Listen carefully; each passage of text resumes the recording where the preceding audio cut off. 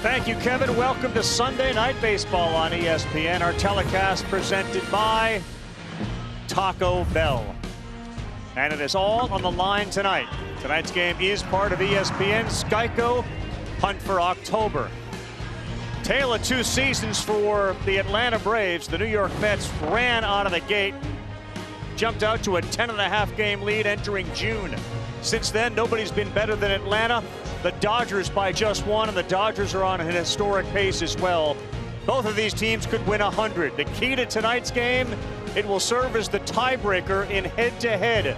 Each team has won 9, and if you have the tiebreaker and you finish the season tied, you avoid a wild card series. It's been all the power of the Braves. They took care of Jacob deGrom not once, not twice, but 3 times.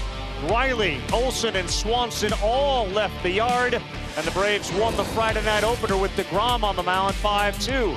Then they bring Scherzer in, and he too victimized by the home run ball. Dansby, Swanson, and Olson do it again. Riley was productive. Those 3 guys have been red hot and carried Atlanta now to the top of the National League East. Should be an outstanding game. Eduardo Perez, David Cohn, Buster Olney in a minute. I'm Carl Ravitch. Everything you could want comes down to this tonight, and that tiebreaker is enormous. The offense has been enormous for Atlanta. They got more athletic, and they love the long ball. They love the long ball. They hit the ball hard. Top 5 guys in the lineup have elite hard hit rate. When you look at the way that the Braves score, they score via the power game. They out-homer the Mets. The Mets now, what they do is they manufacture runs. They put the ball in play. The problem is with the Braves, their defense is as elite. Put the ball in play against the Braves, you better hit it over the fence to try to beat them. Pete Alonso's now going to bat cleanup for the New York Mets, and there is Swanson, who has the it factor. And we saw that last year during the postseason. We're seeing it again here down the stretch. Wouldn't it be interesting? deGrom and Scherzer, as one of the teammates said, they shoved it in our face. We lost with our 2 best, but Chris Bassett's been the most dependable guy for the Mets all year, and he gets the ball tonight. He's been their horse, pitching deep into the games, the innings pitched. Certainly the guy they count on, they have a lot of confidence in. He stays off the barrel of the bat. None of his pitches jump off the charts in terms of analytics or spin rate, but the sum is greater than the parts, and that's what he does. Keep the ball in the ballpark. And then on the other end, Charlie Morton, the ageless wonder. Still 200 strikeouts at 38 years old.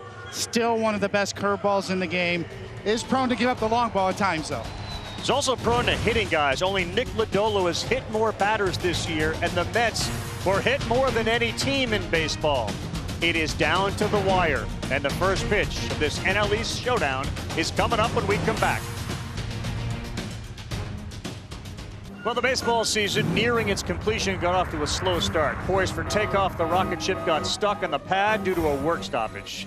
In Atlanta, it meant they had a lot more time to celebrate the World Series with the parties, the parades, and putting finishing touches on a $25,000 World Series ring with so much bling it lit up the night sky. When the lockout ended, the teams mounted their horses, entered the starting gate, and they were off. And in New York, behind the Thoroughbreds, the Mets run a fast track to first place. They have lived there virtually all year. The Braves rode off the pace for several months, but with their young Foles and Colts, they have been as good as any in baseball, and here they come.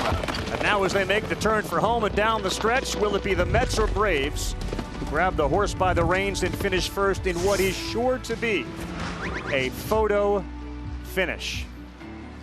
And compliments to our animation team behind the scenes, man. We look thin, we look like we're in shape. Tight, we're buttoned up. Love the teeth also. I need to get them white. Love that. Thoroughly pleased with that, yes. Atlanta takes the field. They have been outstanding at home, 54-26. Only the Yankees and Dodgers have won more games on their home field, and a win tonight would be the 100th of the year for the Atlanta Braves. The Mets 98-60, and their lineup is a familiar one. Brandon Nimmo, Francisco Lindor, Jeff McNeil will bat third. Alonso will hit cleanup in the first base. Eduardo Escobar has been as hot as anybody. Daniel Vogelbach, Mark Canha, Luis Guillorme at second base, and James McCann will be behind the plate. Charlie Morton just signed another contract extension. He'll be back next year, $20 million. And as Brian Snitker says, you look around at this staff and they hope to get Spencer Strider back for the postseason. Max Fried, Morton, Strider. We've seen Kyle Wright win 21. Bryce Elder, he loves what he's got. Yeah, so, you know, some pitchers are just born with the ability to spin a baseball, and Charlie Morton's one of those guys. He just, it's probably always had a good curveball, and it spins tight, it breaks a lot. It's his best pitch. He'll be throwing to Travis Darnell around the infield. Austin Riley, Dansby Swanson, who has played every game this year. Orlando Arce is at second, and Matt Olson is at first. Eddie Rosario is in left field, and they are rock solid in center with Michael Harris, likely Rookie of the Year winner, Ronald Acuna in right. And if Harris doesn't win Rookie of the Year, Spencer Strider, his teammate's going to win Rookie of the Year. So here we go with the two teams having played 18 times and each one having won 9.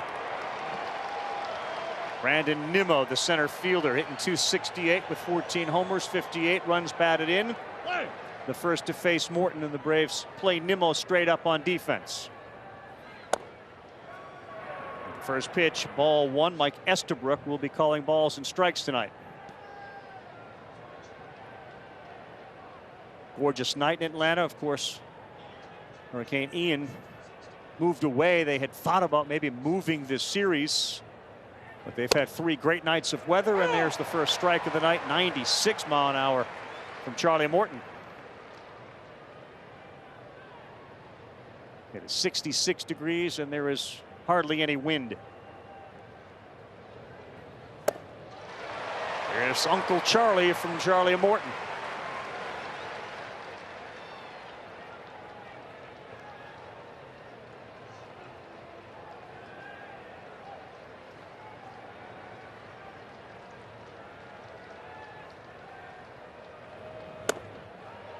Two misses down. Nimmo leads the team in runs, in triples, and in walks. Really good center fielder, too, defensively. 2 of the best in this game. Harris and Nimmo could cover some ground.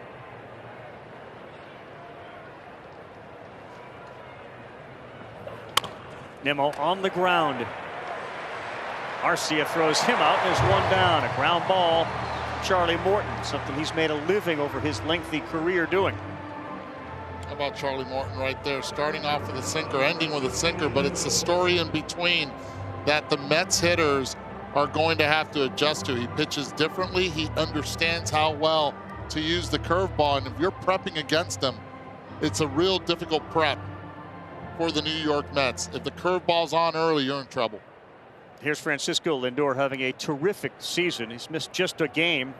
You see that OPS plus of 127. His career high in that's 132. This is his second best OPS plus season. And you can certainly make a good, strong case. In spite of Alonso's RBIs, Lindor's been the MVP of the team.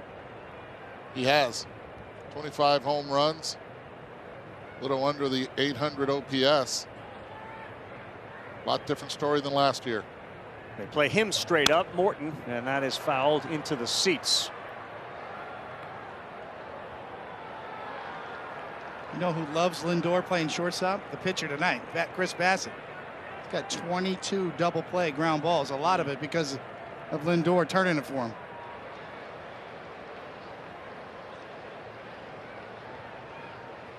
One ball, one strike. 2 balls and a strike. Morton is 38 years old.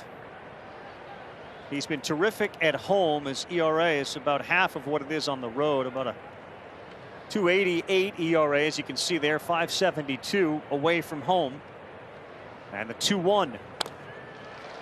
The off speed pitch evens it up as he fouls it off. 2 balls, 2 strikes.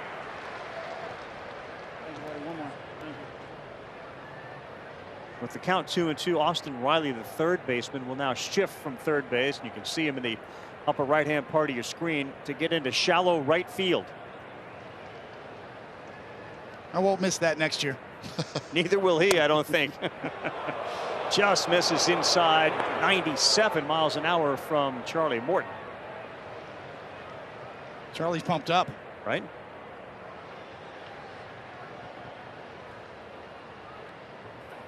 Three-two, Lindor rifles this one to right field.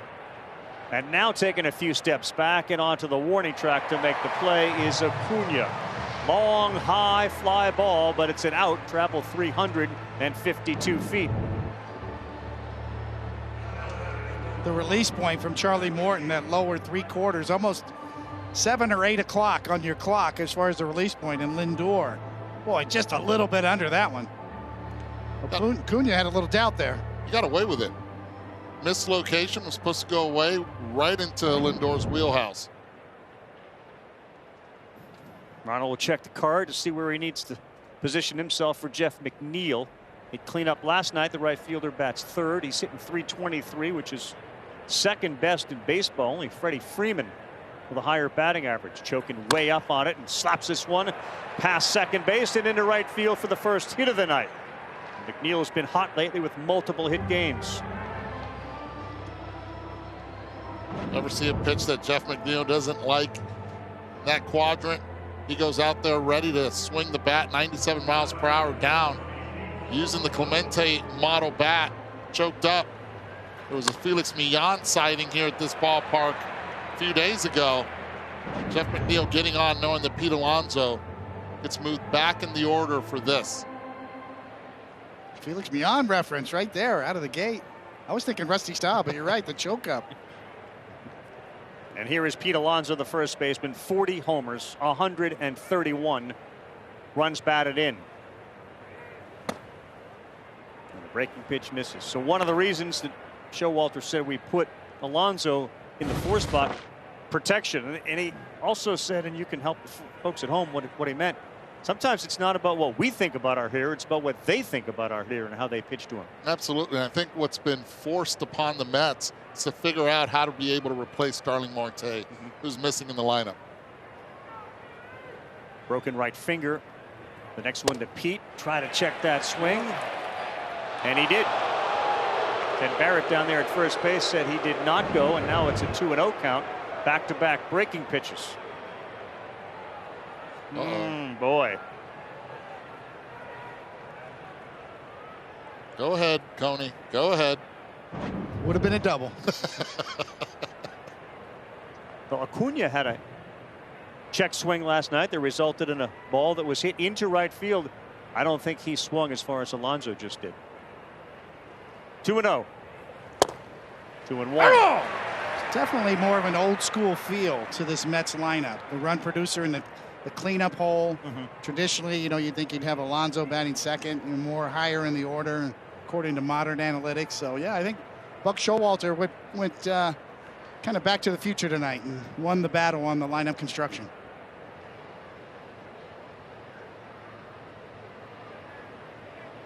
Arcia shaded towards second, not in a shift, but there is a whole bunch of room between Matt Olson and Arcia at second base.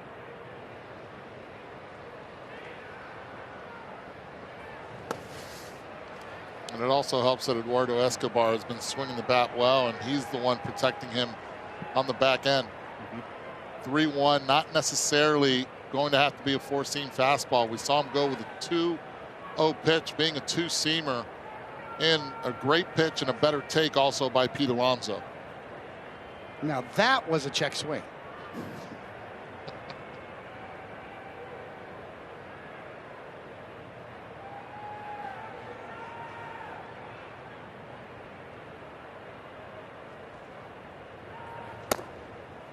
Now you have men at first and second, a walk to Alonso. And as good as McNeil has been, and Alonso with the numbers, Showalter points out Eduardo Escobar has come up with as big a hits recently as we've had. And here comes the third baseman, who has been red hot, 347 with an OPS over 1,000 against righties since August 30th. Coney, how did you translate how he just pitched to Alonso? You know, same thing. You know, just because first base is covered doesn't mean there's not a base open. But Charlie Morton not going to give in early in the game here. Does not get the high strike call, appeared to get the top of the K zone. And here are Escobar's numbers. Just talked about what he did in September, and now as you move towards October, highest month of his career. They'd love a big hit here. 3 on the right side of the infield.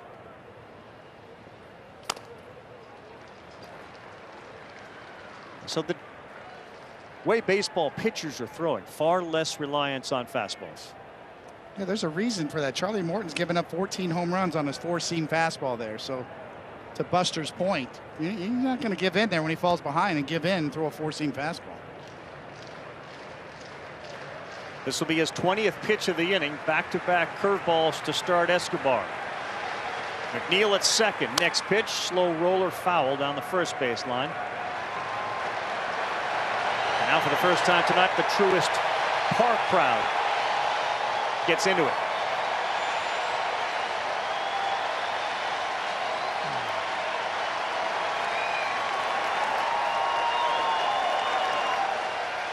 Hall of Famers in the house.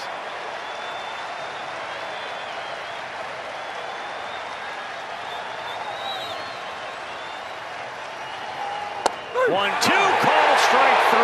Froze him with a curveball on the corner. The Mets will strand 2. And the Atlanta Braves trying to sweep New York, grab a commanding 2-game lead, come up for the first time. National League ranks this Atlanta offense second in the league in runs.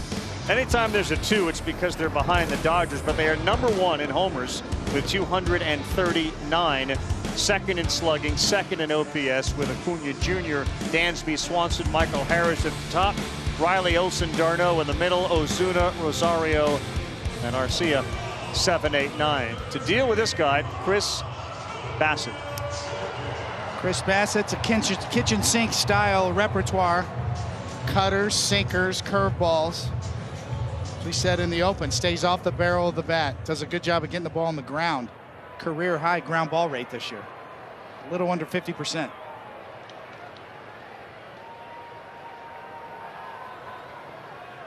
So Acuna set for Bassitt's first. Swings at the first one, pops it up. Guillorme going out, coming in is McNeil, and it'll be Luis Guillorme to make the play on 1 pitch. That's a helper for Bassitt. I mean, what are the nerves like in a game like this? You've dealt with those. You're on the road. It's always the worst right before the game. Once you get into the first inning, get your first out. That's a big deal for Chris Bassitt right there, to get an easy out. You see Charlie Morton kind of navigate through the first inning, not wanting to give in. Neither starting pitcher wants to allow the other team to score first, because that matters in a big game. Dansby Swanson, first pitch from Bassitt, 93 in there for a strike. The Atlanta Braves and Alex Anthopoulos have spent a lot of time signing players to long-term deals. One of the guys they haven't done that with is this guy, Dansby Swanson. He looks around, he sees Austin Riley got a big deal. Olson, of course, came over, got a big deal. He looks behind him, and Michael Harris in center field.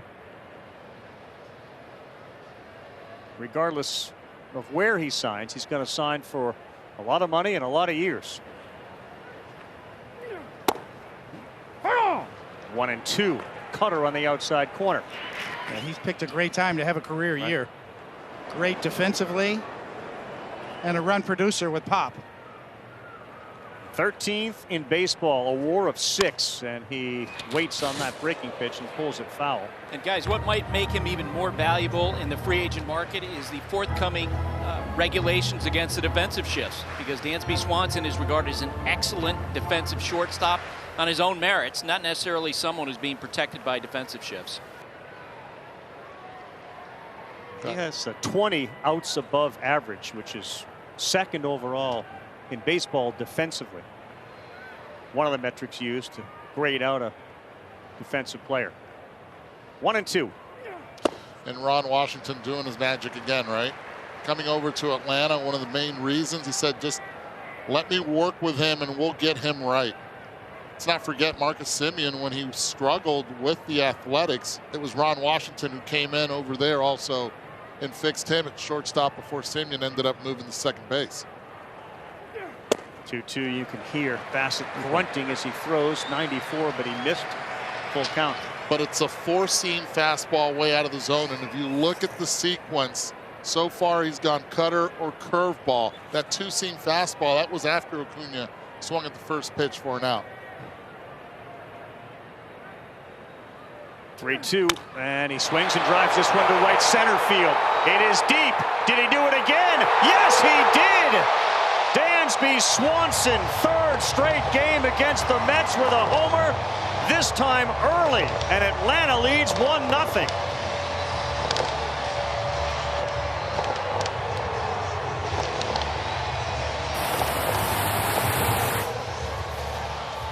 Big game Dansby.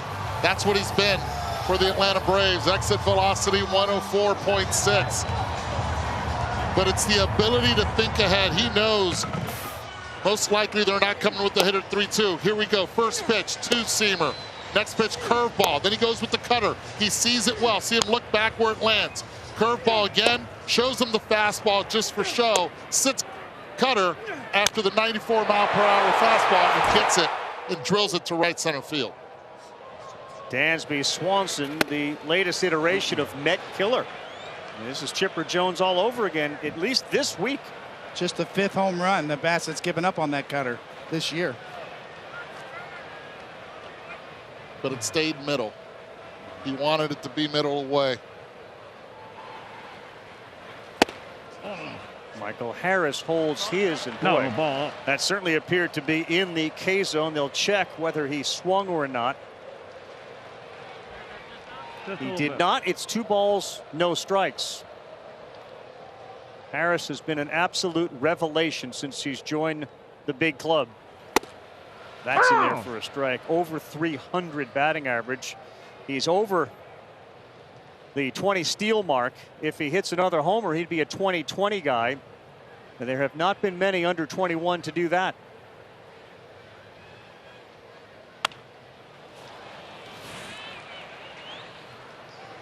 Snicker was funny describing him, Carl, when you asked him, just tell me about this young kid, and said he was surprised across the board. He didn't know he had that kind of arm, didn't know he had that kind of speed, didn't know he could run him down in center field.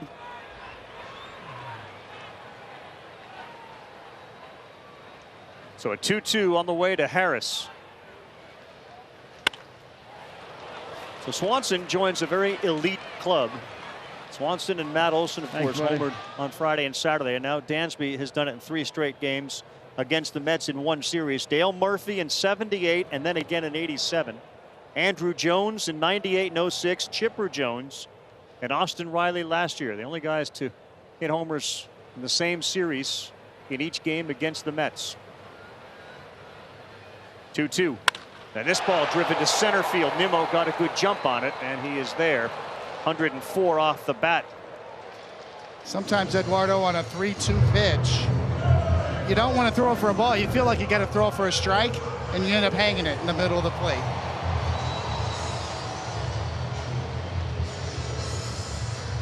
.29 out of 30 parks the other way. That's the impressive part, that you stay on a secondary pitch, a cutter in the upper 80s, and drive it out the other way. Tells you that you're really locked in. Another guy locked in is Austin Riley. And he looks at ball 1 inside. That ball climbed over the brick wall in right field. The only park it wouldn't have been a homer in has a taller brick wall in right field, and that is Oracle Park in San Francisco.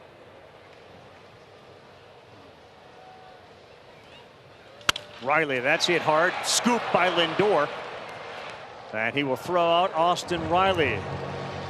Dansby Swanson had big home runs when he was at Vanderbilt. He continues that tradition here with the Braves. Postseason, end of season, any season.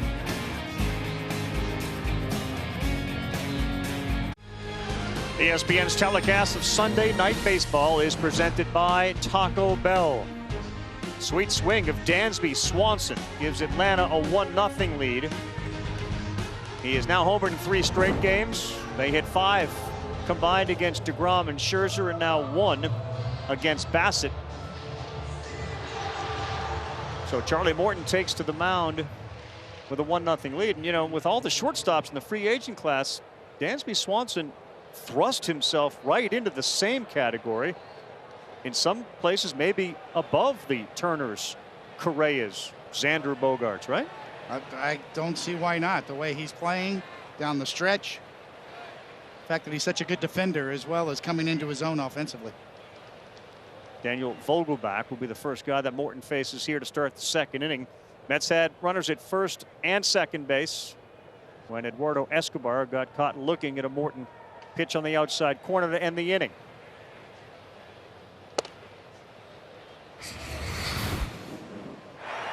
The last inning, the backdoor curveball from Charlie Morton, just a dandy. I mean, when you look at on the clock coming out about 8 o'clock on the release point, 8 inches more break than average, 15 total.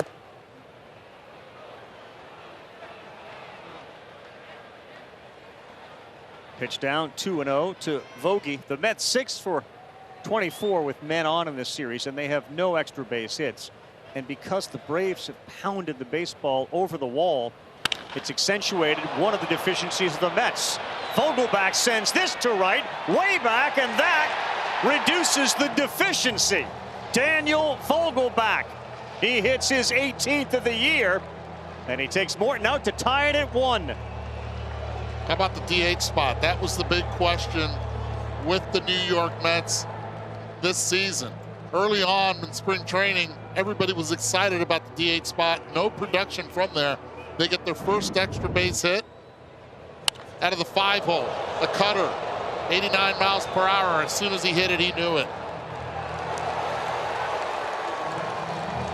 What a huge hit for the Mets. 2 cutters have left the ballpark from each side.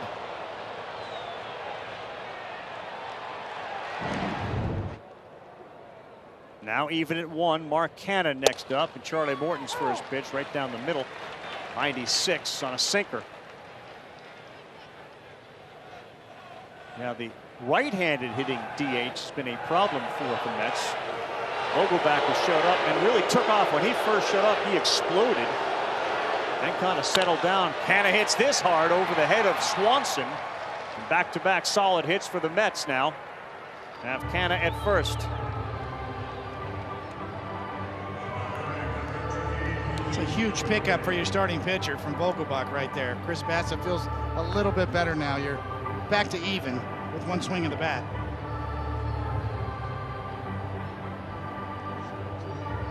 Tell you what else it does. It just makes the fans sit down, quiet down. You can tell the difference between even in the bottom half and even in the top half before it started to after that ball went over the fence. Beard brother of Luis Guillorme. Yes. He's the one who started the Let's Go Mets chant. Pitch is up. So Morton, of course, made a living and became known in Tampa as Ground Chuck because he would force so many ground balls. This year, his ground ball rate is down a little bit, and his fly ball rate is up a little bit. Vogelbach's homer has tied this game at 1. Outside. Again, both of these teams have each won 9 in their series. The tiebreaker will be decided by the winner tonight, and if they end the season tied, that team will avoid a wild card series.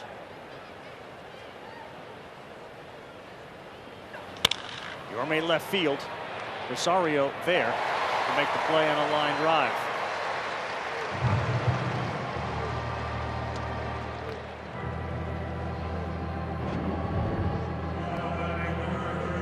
Gone in 26 of 30 ballparks.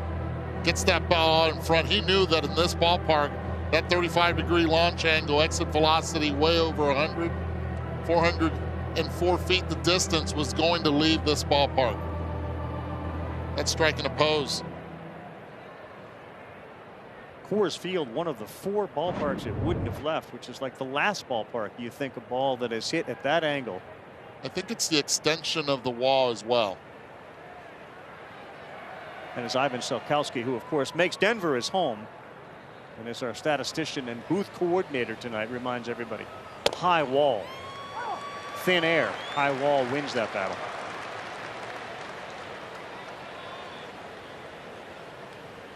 Morton ahead of McCann, the 9-hole hitter, 0-1. Multiple injuries this year. For McCann, just 2 homers, 15 runs batted in, and he chased a curveball out of the zone.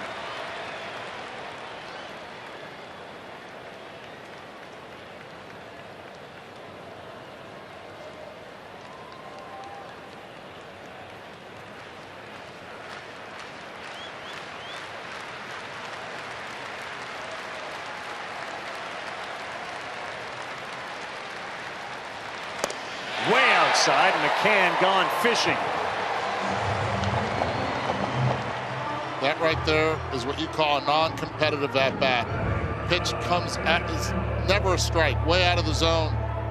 It's guessing that it's going to be in the zone. He committed even before the pitch was released. You see the spin at home. That man at the plate did not.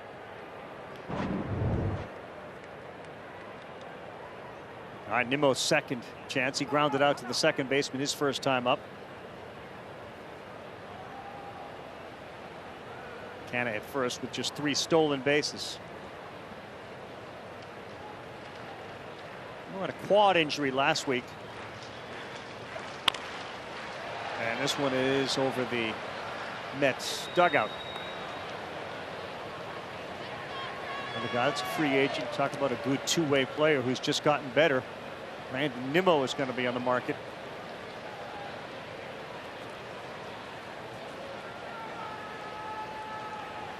It's another guy that Buck Showalter loves and talked about. You're going to be surprised how much interest is going to be in Brandon Nimmo this offseason.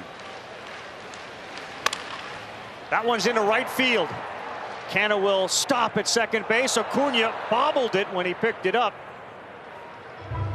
But it'll be first and second. So you were waving up here like you wanted them to go, huh?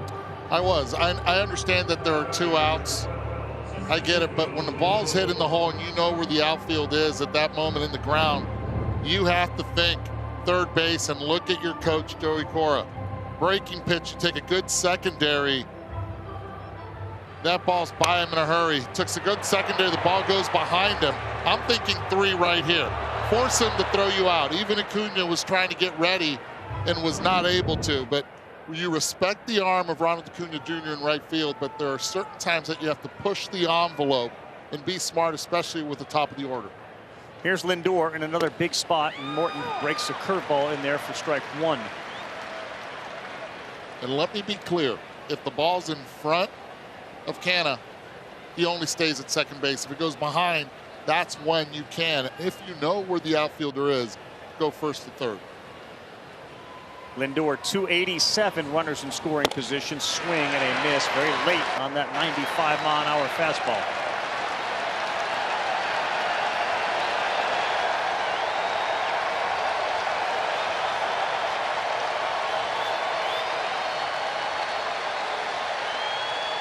Morton has thrown 8 straight strikes.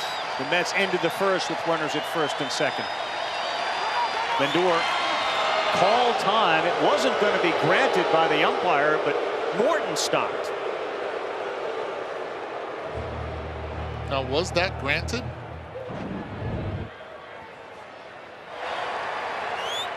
Yes, their hand went up late. And look at the apology from Lindor.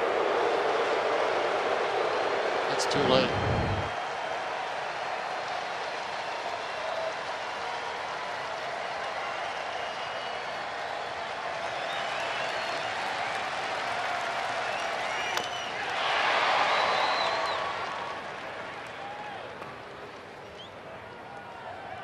How'd you deal with that when a batter called timeout real late?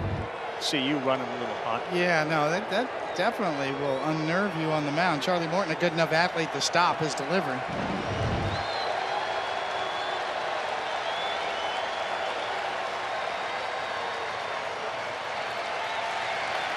Another 0-2.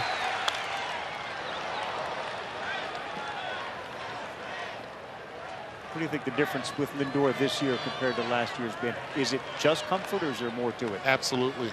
There's a lot to that. Plus, he knows what to expect. You know where to, where the route to the ballpark, the entire thing. You've created a routine. Now, Francisco Lindor, late last year, he was pretty darn good as well. Good turn the page. 0-2, wild swing and a miss, and Morton makes Lindor look bad. He made McCann look bad. The Mets have stranded 4 through the first 2 innings, but thanks to the big fella Daniel Vogelbach, they have tied it up.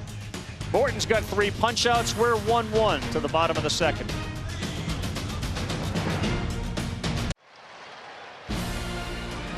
Playoffs start Friday, best of 3 wild card round. We have the games on ESPN, ESPN2, ABC, and ESPN Deportes, and the ESPN app.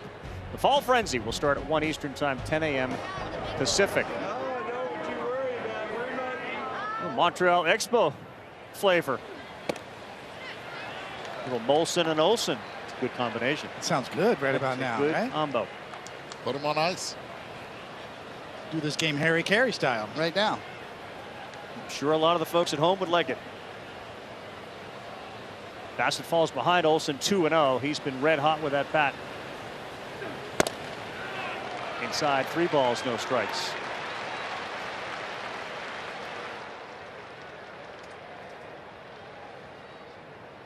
Guaranteed he's got the green light here.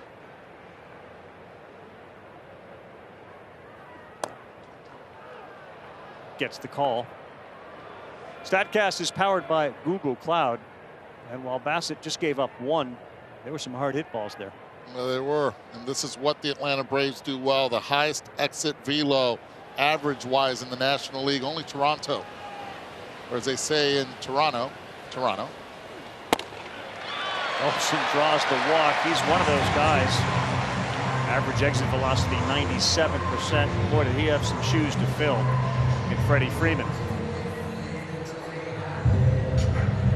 So a leadoff walk. That brings up the former Met Travis d'Arnaud, who's been a Met, Dodger, a Ray, a Brave. Right here, Olsen at first base has to be aware of any pitch hit in the dirt. So far in this series, they have attacked d'Arnaud with a lot of breaking stuff, down and away.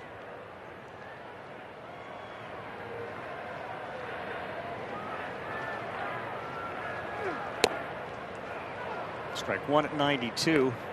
McCann was in college. He earned the nickname McCannon for his arm.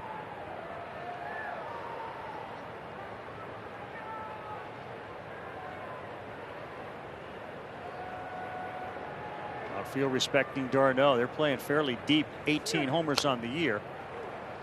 Fouls that off. You can't help but look at Travis d'Arnaud and think that the Mets just let him go. Really for nothing. Just kind of cut him loose. Found his way to Atlanta and now trying to be the payback guy. He had a rebirth, didn't he, in Tampa Bay? Yeah. They used him as a cleanup hitter. And leadoff hitter. Late there. Look. He was sitting soft the entire time. Marcell Ozuna on deck didn't even move on that foul ball. This is what it looks like when you're sitting slider. He knows how they've been pitching him the entire time. Right out of the glove, right? Unbelievable. Hit at 97 miles an hour sideways. Set up inside, and that one misses down and in.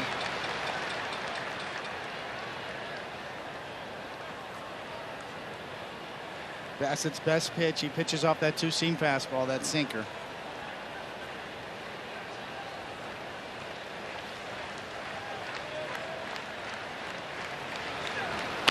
d'Arnaud in the hole, past the dive of Escobar. Lindor will go to second, and Olsen wasn't sure if that ball was going to be caught in the air by Escobar, so he wasn't even halfway to second when Lindor got the force out.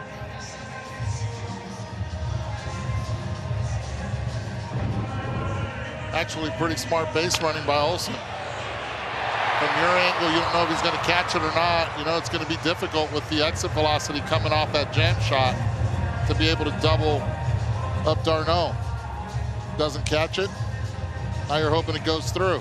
Easy range of Francisco Lindor at shortstop made that look like a simple play. It was not to get over there that quickly. Now the 31-year-old dangerous Marcell Ozuna, the designated hitter. 22 homers on the year, and first pitch is way outside.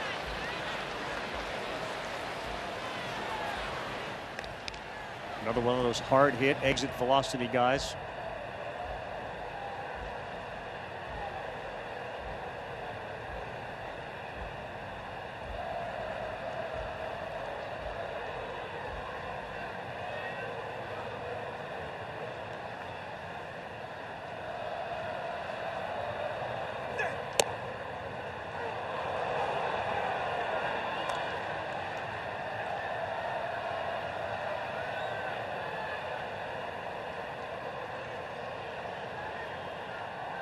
And pitcher, catcher, and hitter were surprised by that call.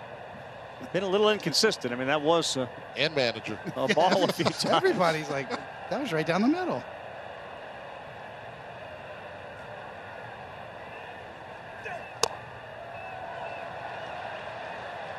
Now gets ahead of Ozuna, who's hit well recently here with a batting average over 300.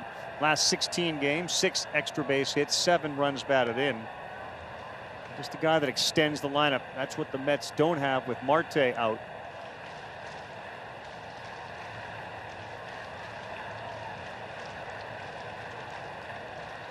Bassett hoping for a ground ball.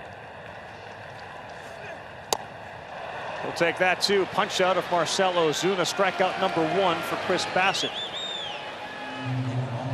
It's another one of the different looks that Bassett can give you, kind of a hybrid curve slider.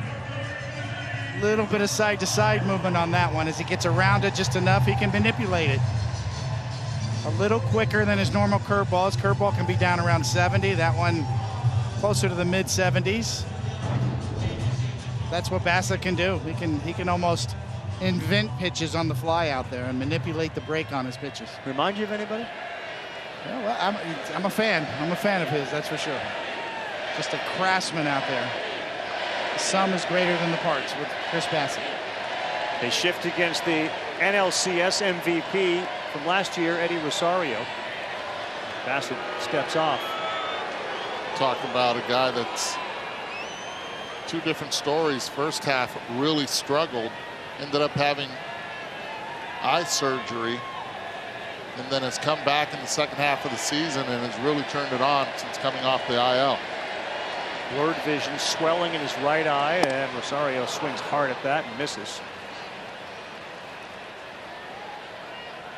On a 2-year, $18 million deal in March.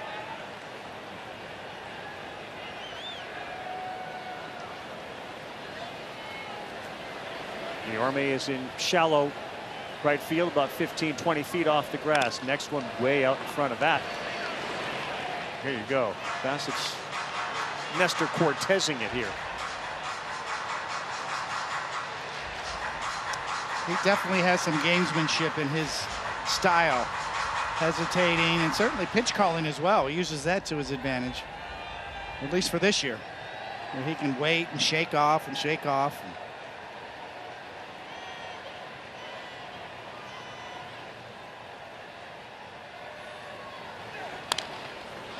Next year, just one shake maybe, then you got to throw it. I think he should wear the pitch comm on his arm next year. Call his own game. Put it right on his glove. 6 different pitches, though.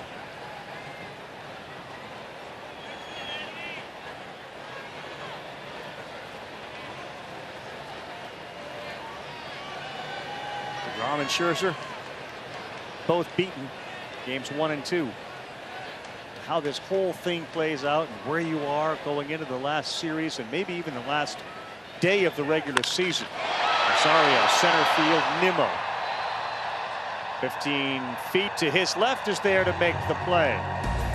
Leadoff walk doesn't yield anything for Atlanta. We're through 2. It's 1-1. Seeing in Chris Bassett so far tonight. Competing, Chris has had a great year for us, and real proud of him. But he's battling a good team.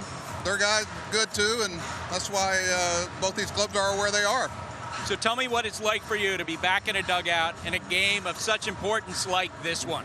Well, they're all important. They really are, because they're very important to our fans and our organization and the people who live and die with us. So, that's always fun. But the expectations are high for all of us.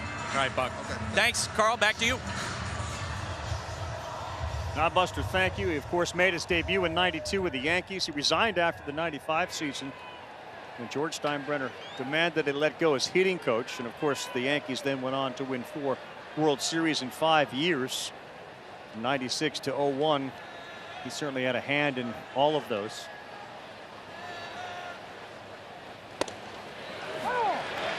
Gets the call on the outside corner. McNeil looks back at Estabrook to question. It's not much that Buck Showalter hasn't done in this game. Right. On every level. Development, farm systems, started the Diamondbacks from scratch. That was impressive. from expansion to a 100-win season in 2 years. All walks of life, dealing with scouts, and now I think, you know, we've talked about this. I think he's having more fun than ever dealing with the analytics department that he has now. The sparring he can do on a daily basis with those guys. Next one to McNeil, and that is just down. Now, I think the mental gymnastics thing, he really gets off on. He loves it. Loves coming to the park every day and having a kid with an iPad coming to him and being able to challenge him. McNeil rifles this one down the line. He watches it go. That's a big fly for Jeff McNeil. His 8th. Second home run of the night for the Mets, and they go on top.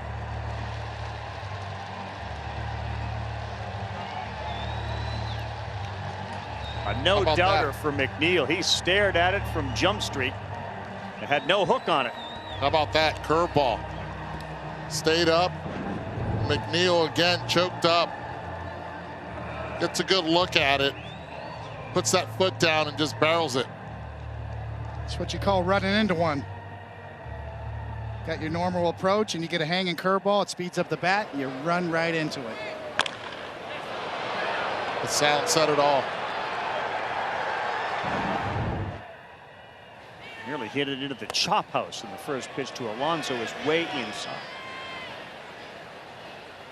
388 feet here at Truist Park down the line.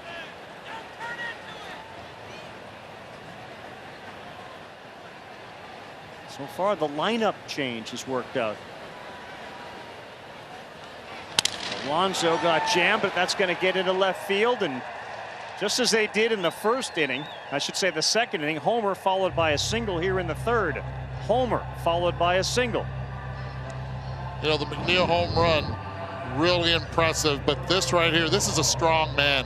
That ball jams him, 95 running in where it hits the bat.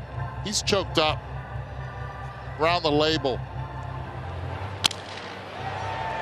The sound will tell the story of that one as well. It died a hero. That's the bat.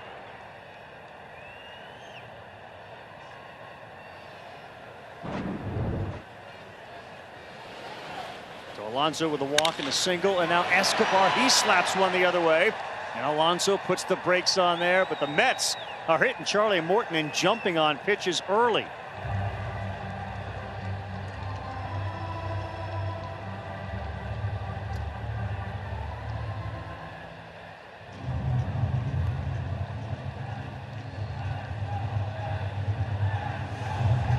Mets going after Morton the same way that seems like the Braves did it in the first 2 games of this series via the long ball. 7 hits tonight for the New York Mets.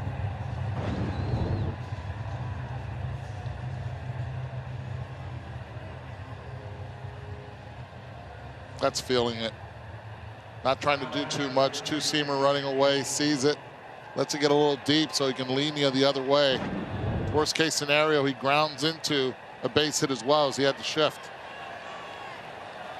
Vogelbach homered his first time up. Again, the Mets 2 men on.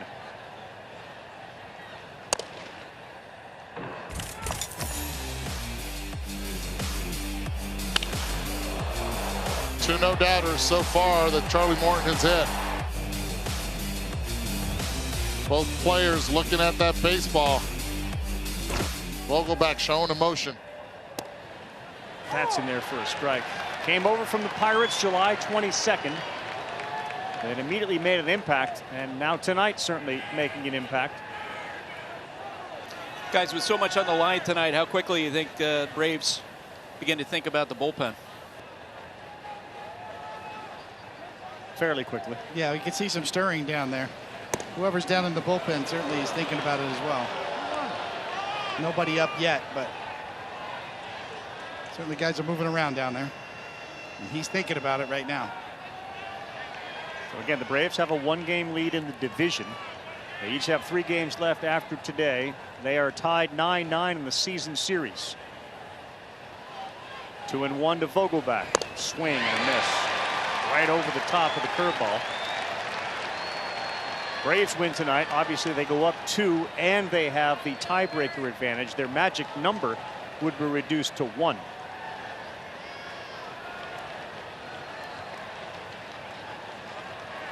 Four pitches in this at bat, all curveballs. It is remarkable when you think about it. Two teams on the verge of 100-win seasons Yeah. that have gone 9-9 against each other. There's a lot of 1993 Giants Braves NL West feeling to this race between these two teams. The Giants just kept coming. That was the year Bonds showed up. Vogelbach rolls one over, and that gets through. Olsen does not dive to keep it on the infield. Alonso is in. Vogelbach an RBI, and the Mets now lead 3-1. Some reason it seems like Matt Olson thought that his second baseman Orlando Arcia was going to make this play. With the runner at second base, you're thinking maybe I can knock it down or even dive and have time to get Vogelbach at first. No stride, just let's put the ball in play right here with 2 strikes.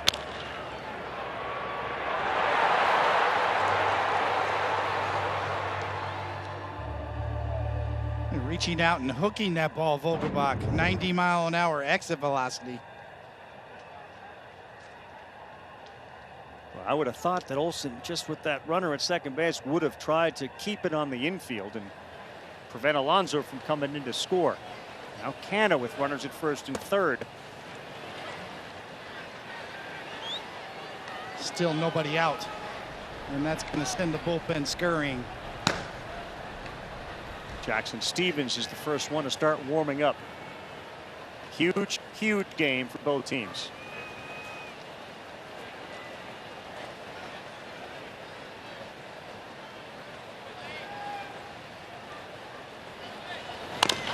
And a slow roll. Escobar coming. Riley lets it go foul. Whew. How smart was that? That is thinking ahead right there, taking a gamble. He was not going to get Canha at first base. Buck Showalter quickly out there to talk to the third base umpire. Talk about rolling the dice, Eduardo. I mean, wow, you got to decide right now. No, don't touch it. That's foul too. Look at Joey Cora trying to sell it.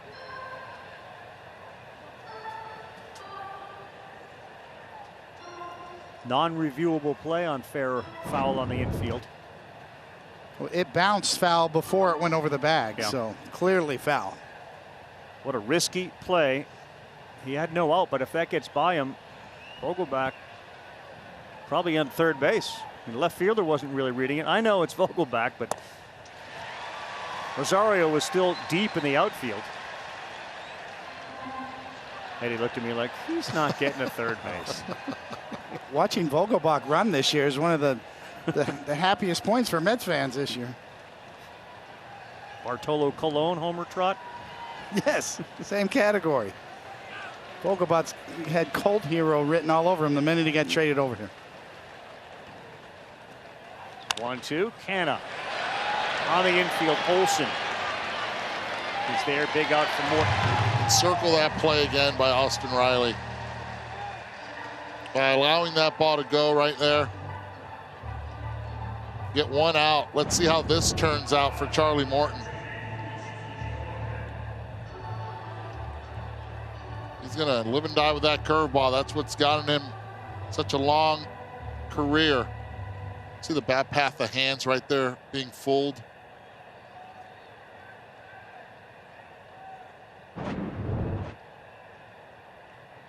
Luis Guillorme now with, again, runners at first and third. Mets up 3-1. They've got 2 in the inning thanks to a McNeil homer. Squared and pulls it back.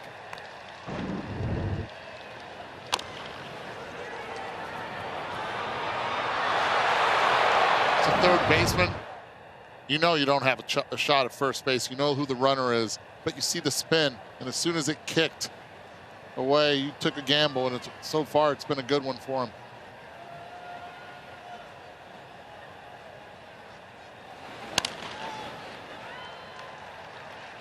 Morton now ahead 0-2, and the Truist Park crowd will start to chant a little bit louder as he gets set to throw his 20th pitch of the inning. Well, the power of the Braves won the first 2 games, and tonight the power has been on the Mets side. Vogelbach and McNeil home runs. Dansby Swanson trying to get Eddie Rosario's attention to move towards the line.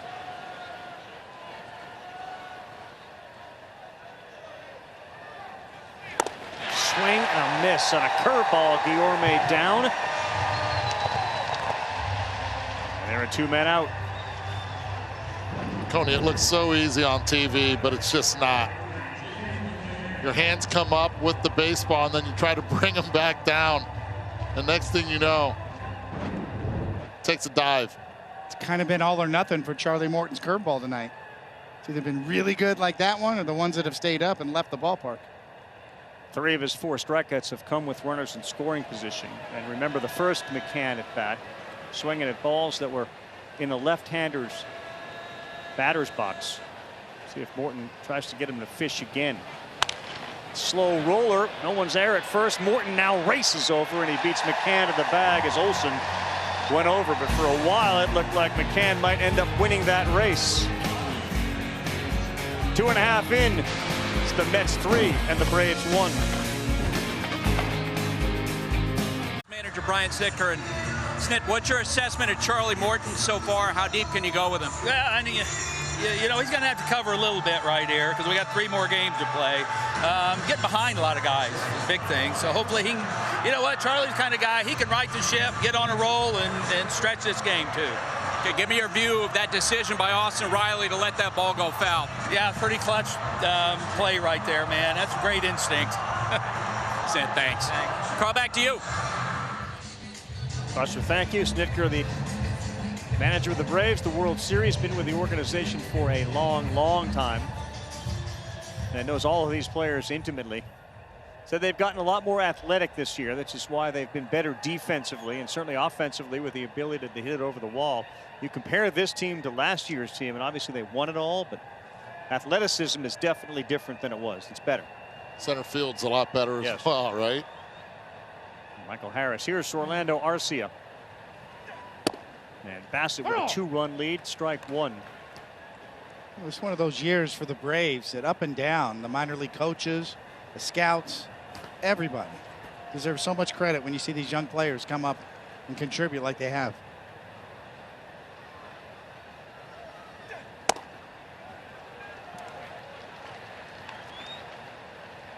Buster asked him about Morton too, and he said he's been getting behind. Truth is, he's faced 18. He's gotten behind 9 of them.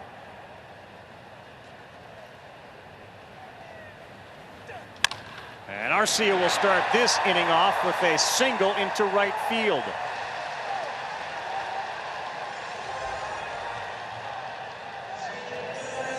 That's one of the challenges that every championship organization faces. What do you do the next season? How much do you change? Do you change nothing at all? And the Atlanta Braves made some changes for sure. Got this. You're down to they're relinquishing the lead, and now you get the top of the order. It's a potential momentum shift right here, going back to that Riley play at third, and Morton get out of that jam. Good take by Acuna. Everybody wants to see this man here in the postseason. Last year did not have the opportunity with his injury. Yeah, and that repaired right knee with the surgery kind of flares up on him. Surgically, it is repaired. It's been a success, but there's pain associated with this recovery, and he has good days and bad days.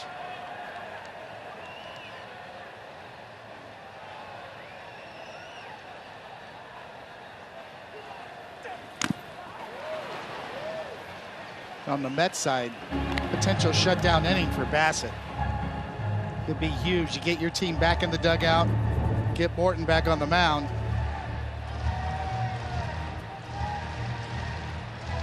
Bassett's looking for another double play. He's given up so many this year, leaned on it a lot. The only problem is there's elite speed at the plate, on deck, and also with Michael Harris in the hole. 1-1 to Acuna. Fouled right off at the plate. In spite of that bulky knee, 28 stolen bases, 26 doubles. So as you recover from the hip surgery, expect, an occasional bad day. Yeah, absolutely. But more of them are going to be good. I don't have to go out there and play outfield. That's true. But you could now if you had to. I could play golf. And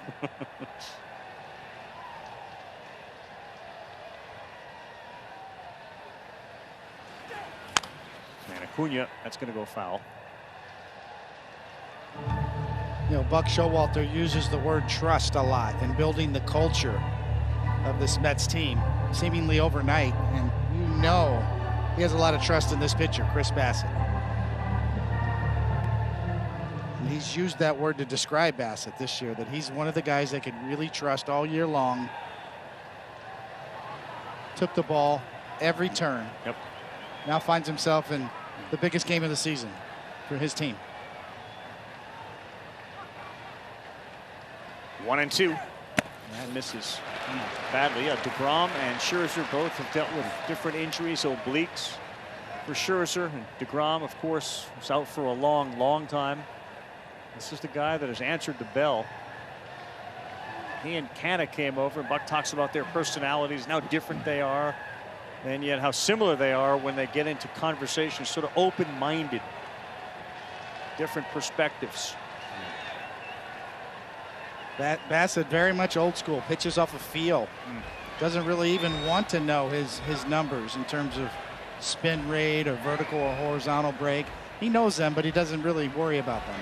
He worries about pitches off a feel.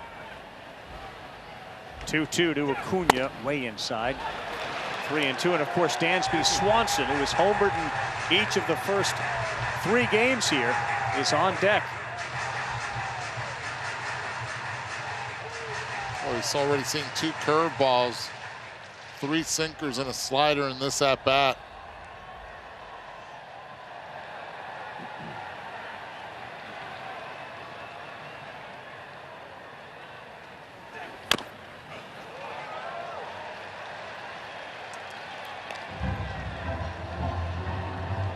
When a batter fouls a ball off, do you as a pitcher read anything into how the ball is fouled off, where it goes? You're always reading the bat, and I think that the challenge for Chris Bassitt tonight is he's not really a strikeout pitcher. And the Braves are a powerful team, but they do tend to strike out a lot. So that's where the rubber meets the road here, is putting away hitters for Bassitt tonight. You can see here with the 8th pitch of the at-bat, where do you go? How do you finish hitters? 3-2. Misses badly. First and second for Dansby Swanson. Nobody out here in the bottom of the 3rd.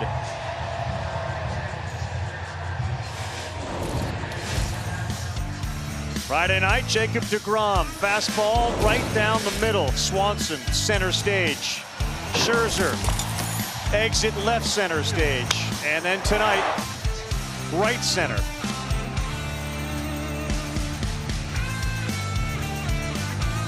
1,273 feet of distance for Dansby Swanson. And again, you go back to the Riley play. It feels huge and getting bigger. Off speed pitch, and that misses.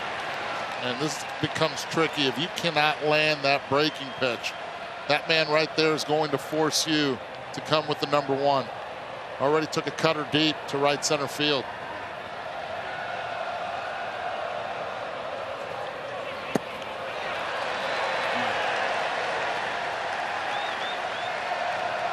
Can a hot hitter take your best pitch, one of them, out of your equation? The good ones can, yes. And certainly that's about approach. And Bassitt's best weapon this year has been keeping the ball on the ground and getting double play balls. Desperately needs one here. Swanson a hot hitter with a 2-0 count.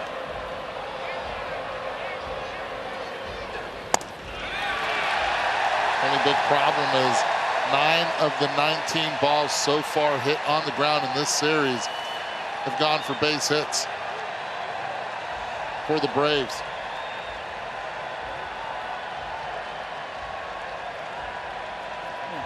Even as hot as he is right now, I give him the take here.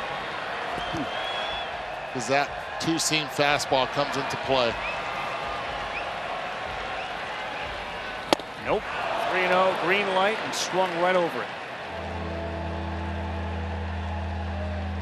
That's right in the hot hand. You're down 2, doesn't matter.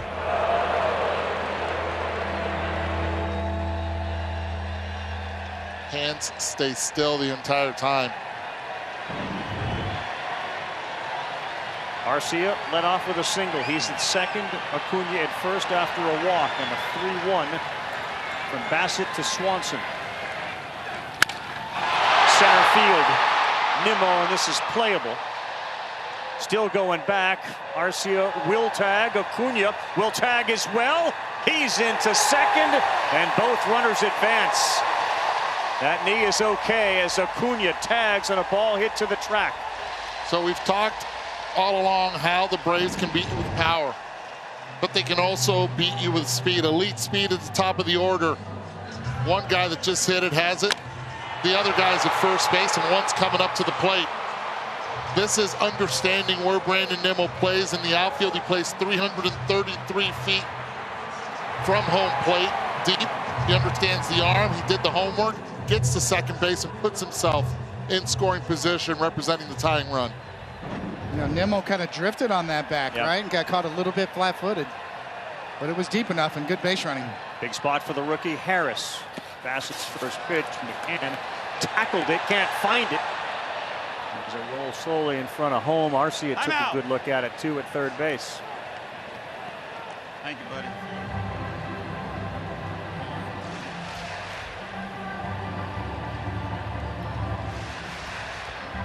That's how I look when I lose my cell phone in the couch, right there. Straight panic? Yeah, where's it at? It's ringing and you just can't find it. It's right here. I just left it, I know.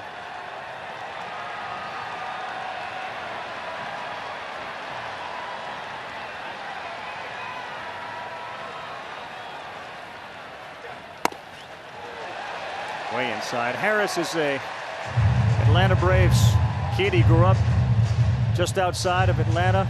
The Braves loving family.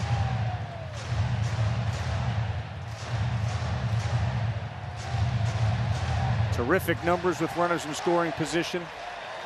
Complimenting him. Brian Snitker said, everything I see he does is crazy. It's stupid how good he is. His maturity. 2-0. 2 balls and a strike. 2-0 curveball. He grew up idolizing Jason Hayward. Dad was a semi-pro ball player.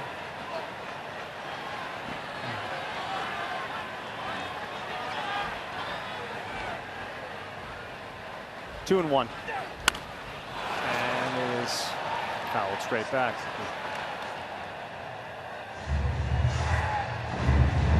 This was Arcia dancing and doing a lot of that. And he and his buddy Escobar. Escobar knows what's at stake. What's at stake? Game faced him, didn't he? Yeah, he did. Harris used his signing bonus money to put 2 batting cages in his folks' backyard.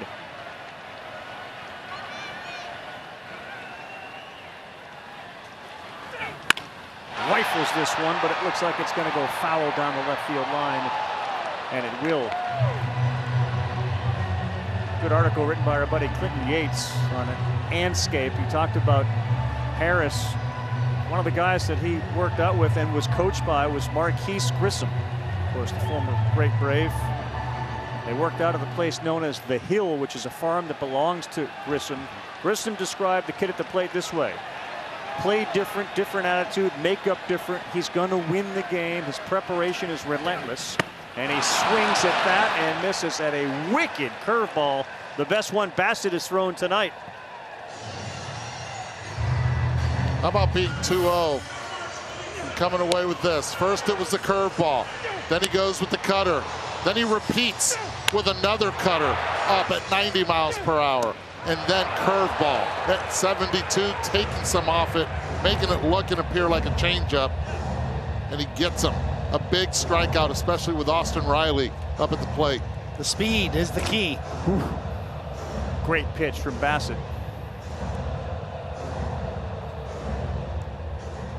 Now here is Riley, who made that decision to let that ball go foul.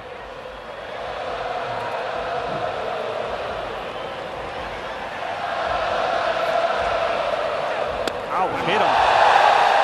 Austin Riley's going to go down to first base. Bassitt dinged him with first base open.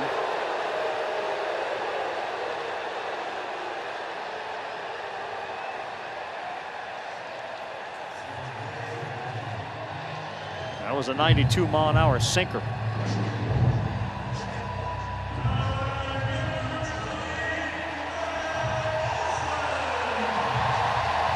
How about this? New York Mets have been hit a record 110 times this season. First base open. But guess what? You have a beast on deck as well. Matt Olson is swinging a pretty darn good bat in this series. Yeah, Bassitt was upset. Got underneath that two-seamer. Arm side run, got away from him. So Bassitt against his former mate in Oakland. Bassitt directing infield traffic, which allows Arcia to come halfway down third base.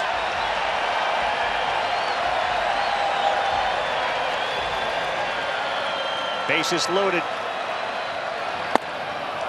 Ball one to Olson. So Escobar has moved over basically to where the shortstop would play. And obviously Arcia can move as far off third base as Escobar is off third base. So anything that squirts away from McCann, Arcia is going to come home on.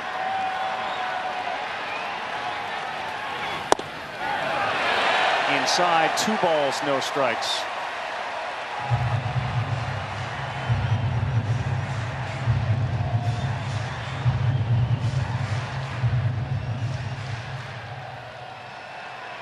I wonder if Escobar, as soon as the pitch is delivered, if he just sprints over third, does McCann have a shot?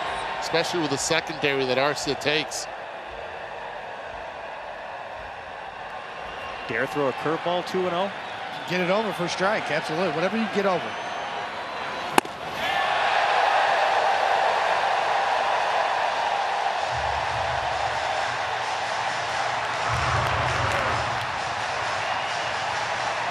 Missed badly, 3 balls, no strikes. No place to put him with 2 outs.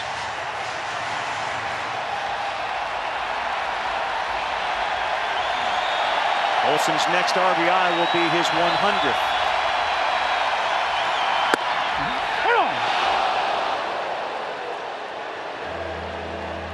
How about that pitch there, Coney? He's not giving in at all with Matt Olson. 3-1. Don't think it has to be a 4-seam fastball. That's what Matt Olson's hunting for, that's for sure.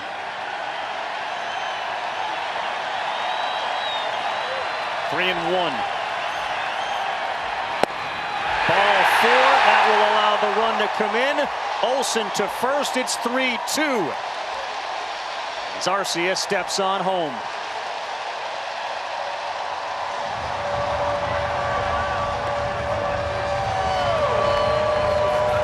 Going to send the Mets bullpen scurrying too on their own, as both bullpens early in this game moving around. But you can see cutter up and away, sinker in, designed to be away. High cutter again, thinking he's swinging. 2-0. Gets the call on the two-seamer on 3-1. Back with the two-seamer again, runs off the plate. Just a little tentative, a little too careful. Guys, we talk so much about Chris Bassitt, Charlie Morton coming into this game, but with both starting pitchers stressed, in the end, it's probably going to be the bullpens that are going to decide this. For May, without his hat on, getting loose out there in that pen. And here's d'Arnaud. in a living as an offensive catcher. Swings at the first one, and he missed it badly. Surprised he didn't use that pitch in the last at bat, because that's how you can get a strike when you need to get a strike. Bassitt has thrown 30 pitches in the inning.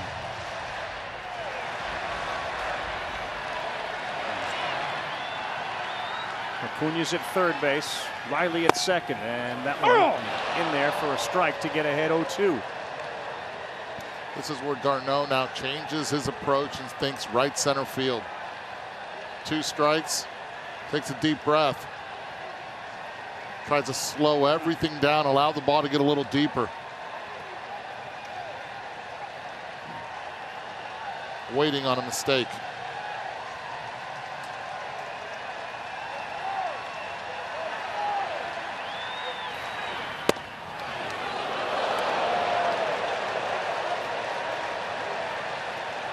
One and two. d'Arnaud was way out ahead of that.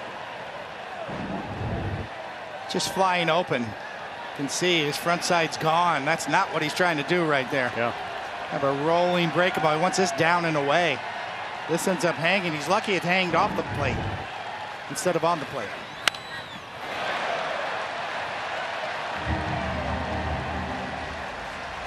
See how far that pitch was, and d'Arnaud just showing his hand.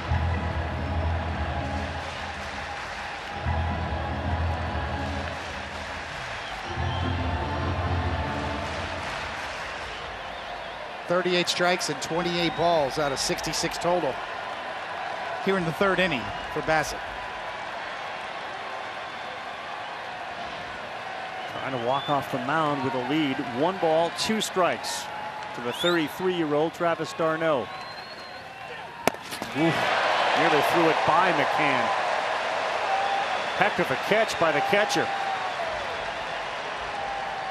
Brian Snitker told us earlier, he also said it at the beginning of the series, the playoffs have begun.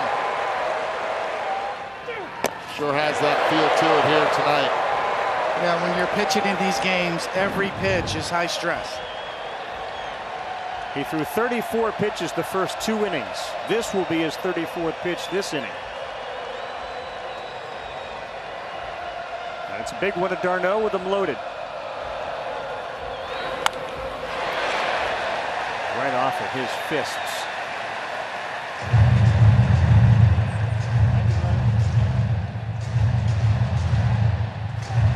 But what a third inning for both of these managers. From the Riley play in the top, and the Mets scoring 2. Morton pitching out of that jam. First and third, nobody out. Now, tremendous momentum swing potential here for Bassitt and the Mets, and d'Arnaud batting.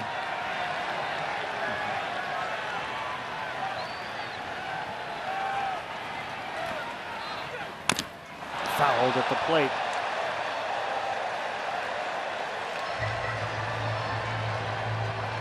You can see how hard Bassitt is working this inning, and he's been so efficient. In the month of August, he went 8-1 with a 2.25 ERA. Tied Kyle Wright of the Braves, who picked up his 21st win last night with the most wins in that span. He's now going to throw his 8th pitch to d'Arnaud.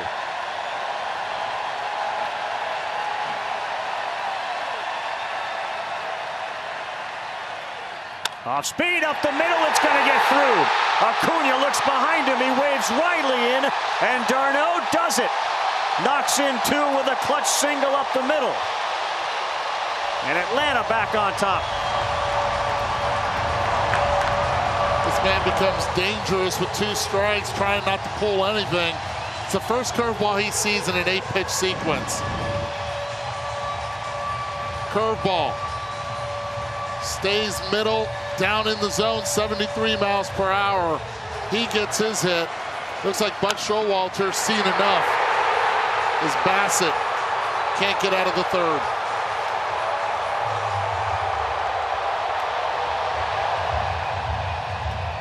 He just had trouble putting away hitters, even when he did get ahead. Nothing could finish off these Brave hitters. And it's never comfortable for a visiting pitcher to walk off the field here in Atlanta in the middle of an inning, because that's what you look at. Everybody gets their cell phones out, light them up. The Braves have lit up Bassett. It is a battle of the bullpen now for the New York Mets. In fact, May is in.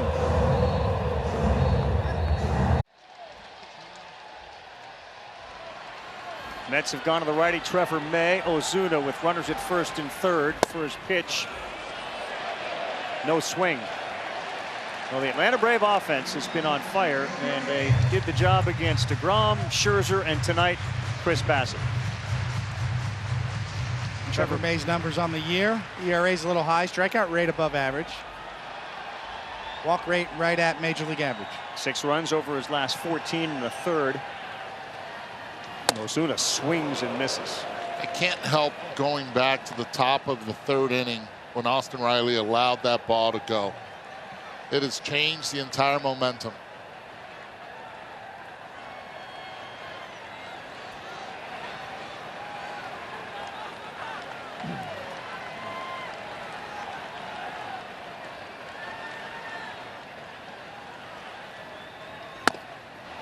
Ozuna late May, living high in that strike zone, 96 miles an hour.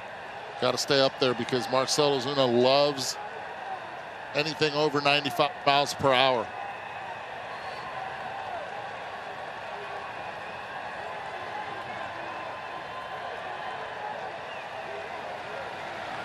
All hands on deck. Both managers have said about their pitching staffs, regardless of who's been used recently. The 1-2 misses off.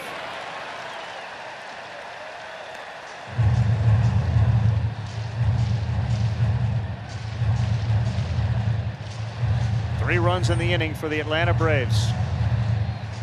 Showalter forced to make this move. He cannot let this go any further.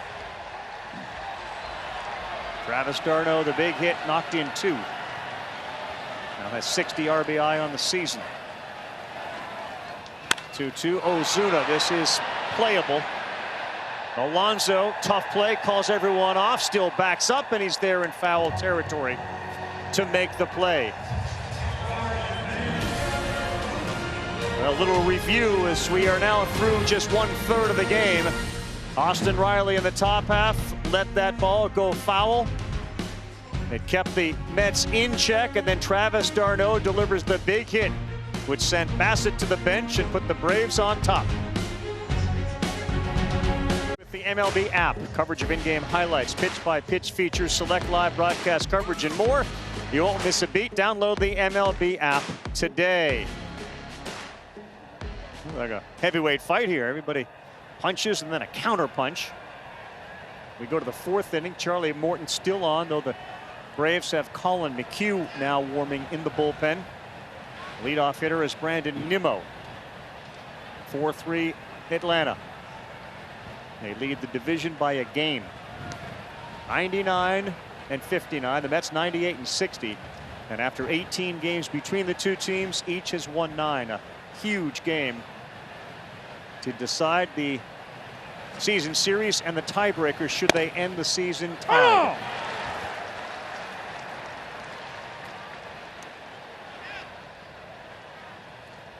0-1 to Nimmo, grounded out and singled his next time up. Leads the team in runs, triples.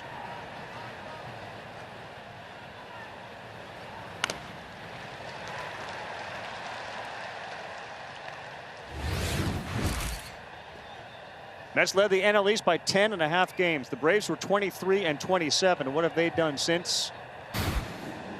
A complete about face. And by the way, the Mets are 21 over 500 and lost all that ground because the Atlanta Braves went 76 and 32. Only the Dodgers had a better record. That's called strike 3. Charlie Morton.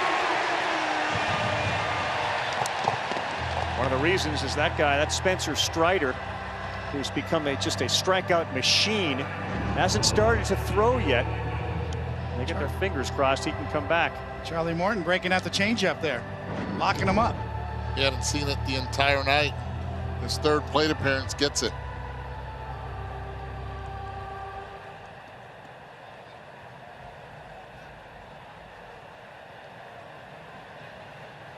Here's Lindor. And Morton, who has just thrown a bunch of strikes now in a row. 0-1 to Lindor.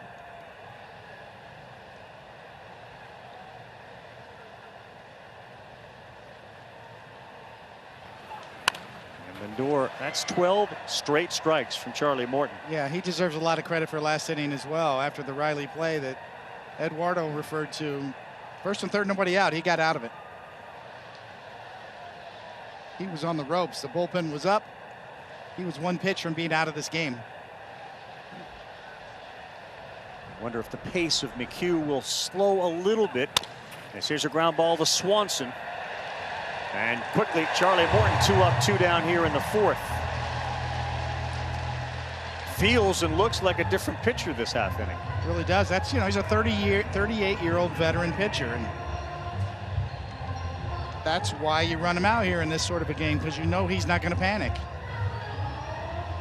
The moment's not going to get too big. Remember earlier, Brian Snitker had told Buster he's got to get ahead. Well, last few hitters, that's exactly what he's done.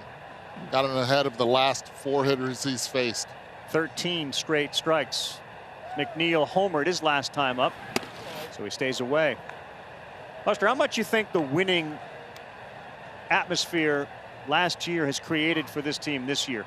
Yeah, in recent years, and I had a conversation with Dansby Swanson about that before the game, and he mentioned that as they've gotten experience, 2 straight National League Championship Series, winning the World Series last year, he said, it becomes part of your DNA, and there's an expectation to win and win at a high level, and that it feels like, in watching the Braves in this series, like these are guys who are very comfortable being on a big stage. Coney, they actually remind me a lot of your teams in the late 90s with the Yankees, where the experience became a weapon.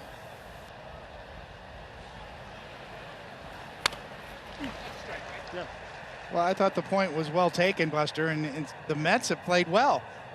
And we showed that graphic where it's not like they've seeded anything. 64 and 43. They didn't really seed anything. The Braves came and are trying to take it. Since June 1st, the Braves are playing at a 114 win pace over a full season. Yep.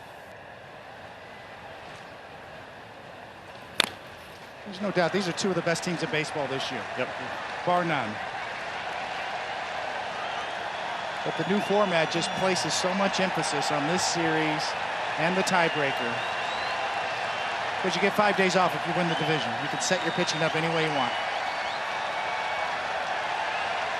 Can't overemphasize the importance of this game. And again, the Braves, if they win, their magic number with 3 to go is down to 1. 2-2 to McNeil. And a ground ball to second base. And how about Charlie Morton there? His team gives him a lead, and he comes out and efficiently goes 1, 2, 3. Bottom 4 in Atlanta on Sunday night with the Braves up a run.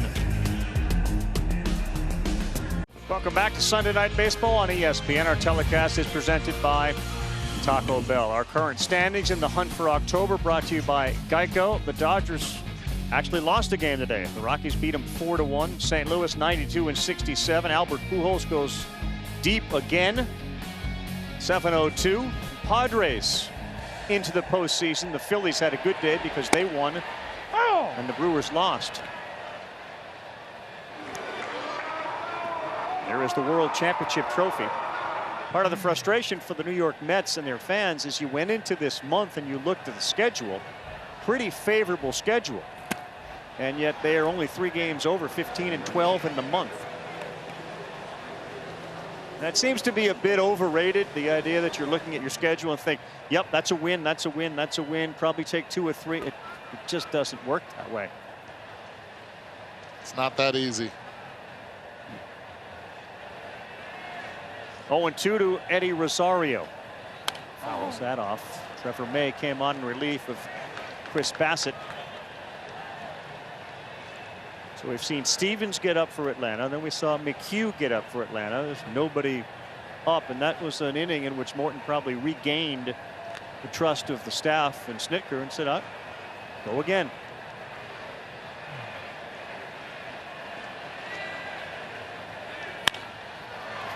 Playable on the left side. Escobar is there to make the play. Hey, you can enjoy the show as the regular season comes to a spectacular conclusion. Get ready for what happens next. The MLB postseason starts October 7th. Go to MLB.com/postseason for the full schedule. You ready for the postseason? Yes, ready to go. This is a postseason game, isn't it? I mean, this is an enormous game, and probably more so for the Mets, because to reduce a magic number for Atlanta going to Miami to be 1 kind of feels like that's impossible. But you tie this division race up and you get the tiebreaker, changes everything.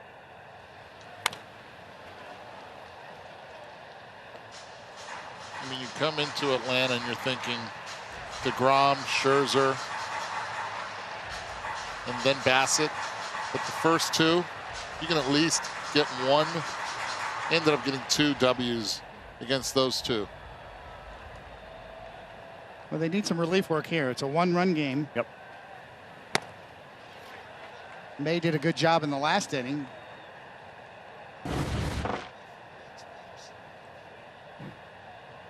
Three earned, 4 earned, 4 earned from the starters, DeGrom, Scherzer, and Bassett.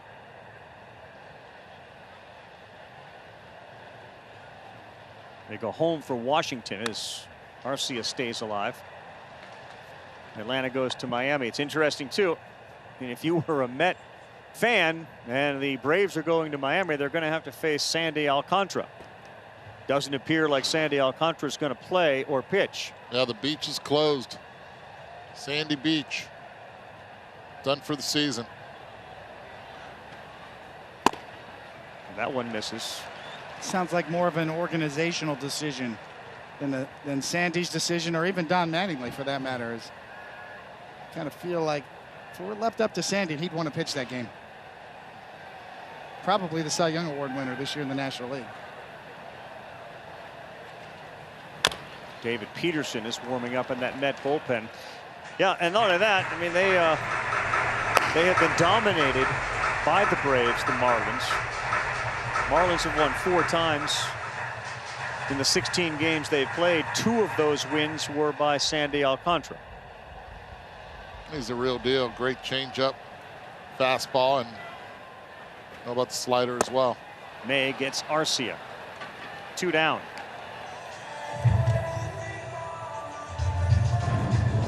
Good stuff from Trevor May. This is the changeup off of the 4-seamer up. Good combination. Fastball up, changeup down.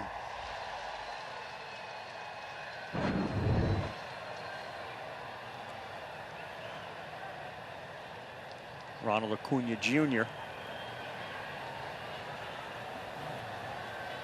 popped out to second, walked and scored in the 4th.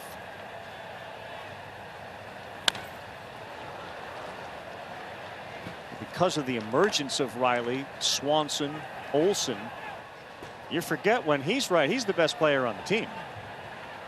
He is. Once he's 100%, this team's only going to get better for next season as well. So this is length that Alex Anthopoulos has been able to create with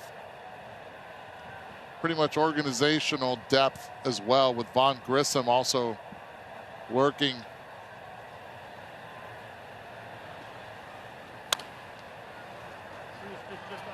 As a potential star. So the other part of avoiding the wild card is if you play the wild card series, one of these 2 teams will have all 3 games at home. If you then win that series, you get the Dodgers. So it's like a double whammy. A, you're playing the wild card, then you got to win it, then you got to go have a series with Los Angeles. In there, May punches out Ronald Acuna Jr. He gets to see him looking. Little bat flip, little helmet toss. Good inning for Trevor May. Alonso leads off when we come back. 2021 season, the Mets 8 under. They finished in 3rd, and of course the Braves only won 88 games, but then they won the World Series. So how do you get into 2022, look at the new names and the impact that Olsen has made. William Contreras for a while. Obviously, Harris and Strider are Rookie of the Year candidates, 1 and 2. Raisel Iglesias was an unbelievable pickup.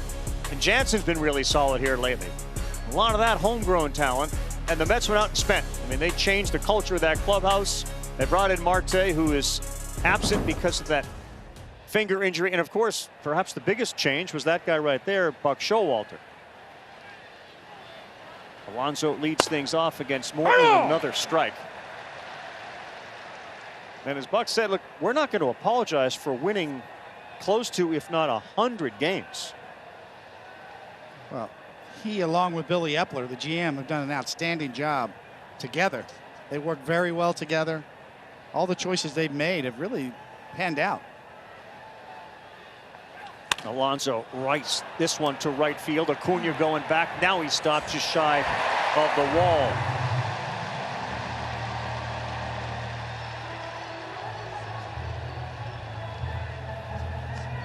Seven in a row now retired by Charlie Morton. That 100-win mark, if you look at that 93 year, that was the year that the Braves kept coming, and the Giants with Bonds. Atlanta Braves had Greg Maddux for the first time, and you know, he was Clark Kent. Then he went into the phone booth and came out as Superman the rest of that year. They ended up with 104 wins, and in 94 the owner said we're done with this idea of teams winning 100 and not getting to the playoffs. That's when the wild card came into play. Very similar to this year when the Mets kept winning and the Braves were just winning at a greater pace. Now the NL East has never had two teams finish with 100 wins in a season. The Braves Giants, they were part of the NL West.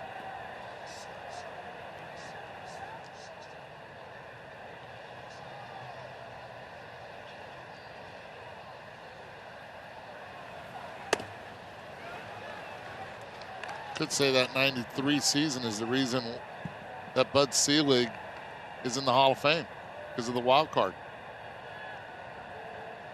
Bringing it into the Major League Baseball. There was some good and bad about 94. I'm going to sit this one out.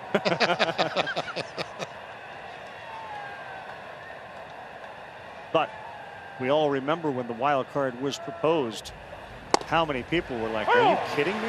We're ruining the game. It's a disaster. We're going to add another team to what already is a watered down. What are you doing? 3-2. And reaching out and sending one into left field. That's going to get down. Good piece of hitting by Eduardo Escobar. Second hit of the night. And it's the second time that he goes the other way, pretty much in the same spot. This time he tracks that curveball. All he saw in this at bat were curveballs and one changeup on the third pitch. That's going to do it for Charlie. But what a piece of hitting by Escobar. Daniel Vogelbach due up for the Mets. Dylan Lee, the lefty, coming in for the Atlanta Braves. See what Buck Showalter does here as we come back. Sunday Night Baseball.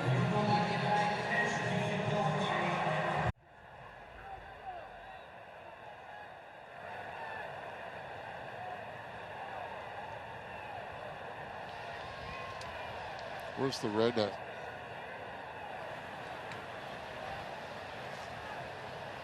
Francisco Alvarez, the #1 prospect in the major league, swings at the first pitch from Dylan Lee. Just a youngster, 20 years young, called up recently by the New York Mets. 0 for 6 with a couple of strikeouts. But you talk about power in a bat and in a body. 260, 22 doubles, 27 homers, 78 runs batted in 112 minor league games. They are so excited about Francisco Alvarez.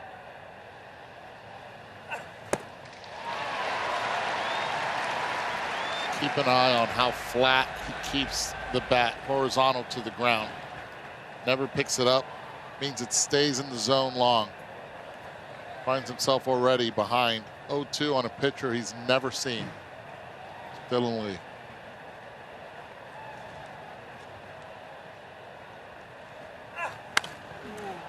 Out of play. How about that story for Buck with the foul balls? You can tell how far the foul balls are hit. So typical of Buck to observe that when he said, do you ever notice how high his foul pop-ups go? And everyone looked at Buck like they usually do when he brings up a statement like that. Like, no, we don't. We never looked. He said you learn a lot about how high a foul pop goes off somebody's bat. And Alvarez has hit some real high ones. Takes one there. The pre-exit velocity days when you had to grade with your eyeballs. Right, The old eye test. Eyeballs in the ears. He's a catcher by trade, DHing, of course. He was an all-star futures game player in 21 and this year. 1 and 2 from Dylan Lee. 2 and 2. And one of the things, right, Eduardo? I mean, what are the things that he's gonna have to work on to become a more polished major league player over the next few years? Well, he plays a premium position behind the plate. So it's about understanding what to do with the opposing hitters, how to be able to communicate well and lead as a catcher with your pitchers. Offensively, they believe he's ready.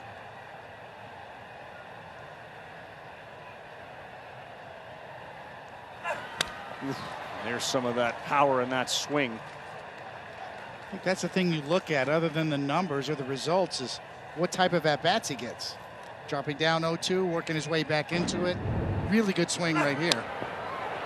He's not overmatched at all. Or intimidated at all. He's having fun. Had a long conversation with him yesterday. See how still his head stays? Not a lot of movement from the bottom half.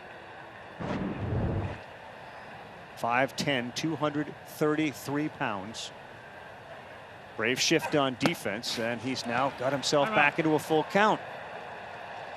Really good at bat going right now. Shaking his head, he's feeling it. 8th pitch of the at bat.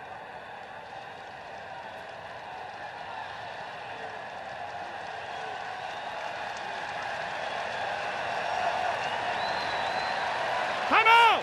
Time out! Time out! Time out!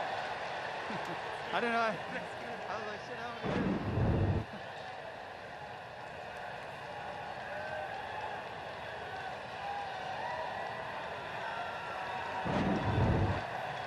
Showalter, one of the ways he describes Alvarez, he has muscles on muscles.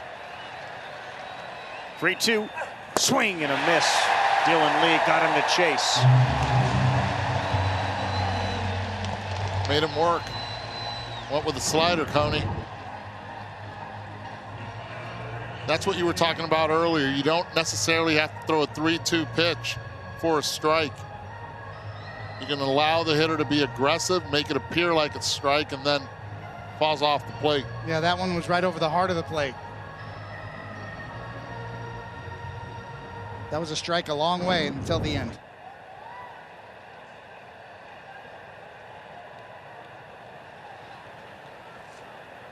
Mark Canha next up for Lee. That's foul.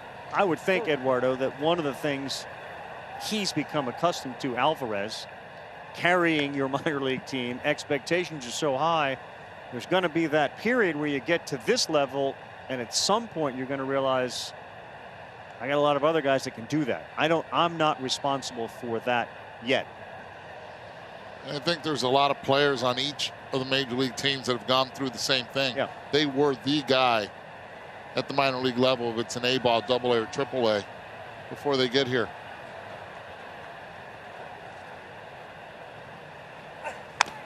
Canha, Squibber, Olsen, easy one. Dylan Lee does his job out of that Brave bullpen.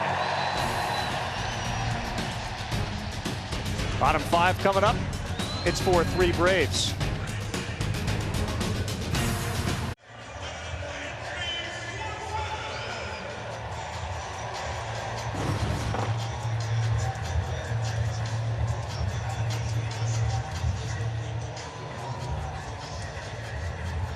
Seth Lugo on the mound, 4 runs last 3 games.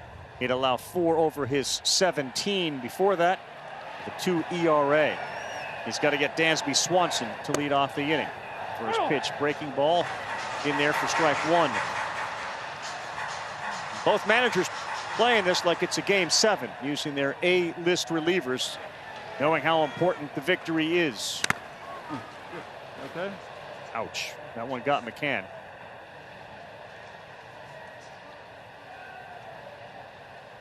Take a look at Dansby's home run. This goes through our T-Mobile multi-view.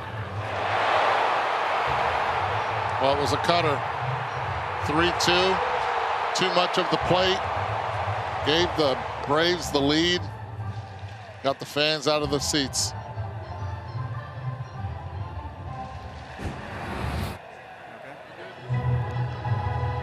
Certainly this part of the order is going to dictate the bullpen usage for Showalter in particular here. That's why Luke was going to be in this game, to go through the top of the order. Swanson, Harris, and Riley.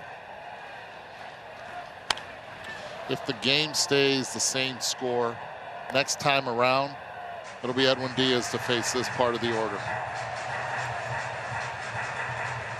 I agree, especially if it continues to stay a close game like it is now. Yeah, I got to believe, too, Diaz will be used for more than 3 outs, right? Buck told us, he kind of jokingly suggested he's so well rested, maybe he'll give us 3 tonight, to which the analytics folks and others looked at him like he had 2 heads. Like, we're not doing that. Swanson on the ground, third base. It's fielded by Escobar, spins and throws out Dansby Swanson. Good play by Eduardo Escobar to his left. Excellent play by Eduardo. Ever since coming off the IL with an oblique issue, he has been on, both offensively and defensively. Doesn't squeeze the glove hard enough. The ball dances a little bit in the mitt. 360 strike to number 20, Pete Alonso. One of the things that makes Lugo so good is his ability to get lefties out. A 163 average, 3rd best in the National League, 7th best in the majors. Lefties are 16 for 98 against him. What makes him so effective against lefties? Well, that curveball right there. I mean, Seth Lugo's got one of the best. Certainly in terms of analytics and spin and break. When he's got his good command, it's one of the best curveballs of any reliever out there. Certainly a right-handed reliever. As a hitter, sort of hear that little noise from the seams. You like that, huh, Carl?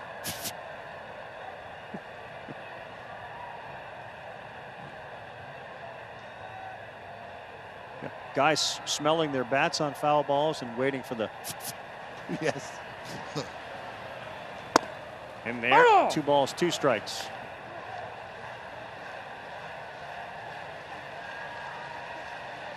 Average major league curveball probably about 2,400 RPMs. Right back up the middle, off of his leg. It's fielded, and they are going to get Michael Harris, who's quick. That one went off Lugo's leg and right to Guillorme.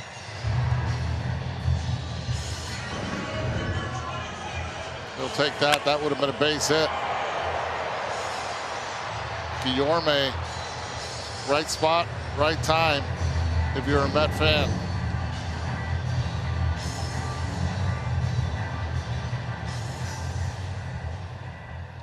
Get an assist for that. Good for your defensive stance. 1-4-3. And now Riley.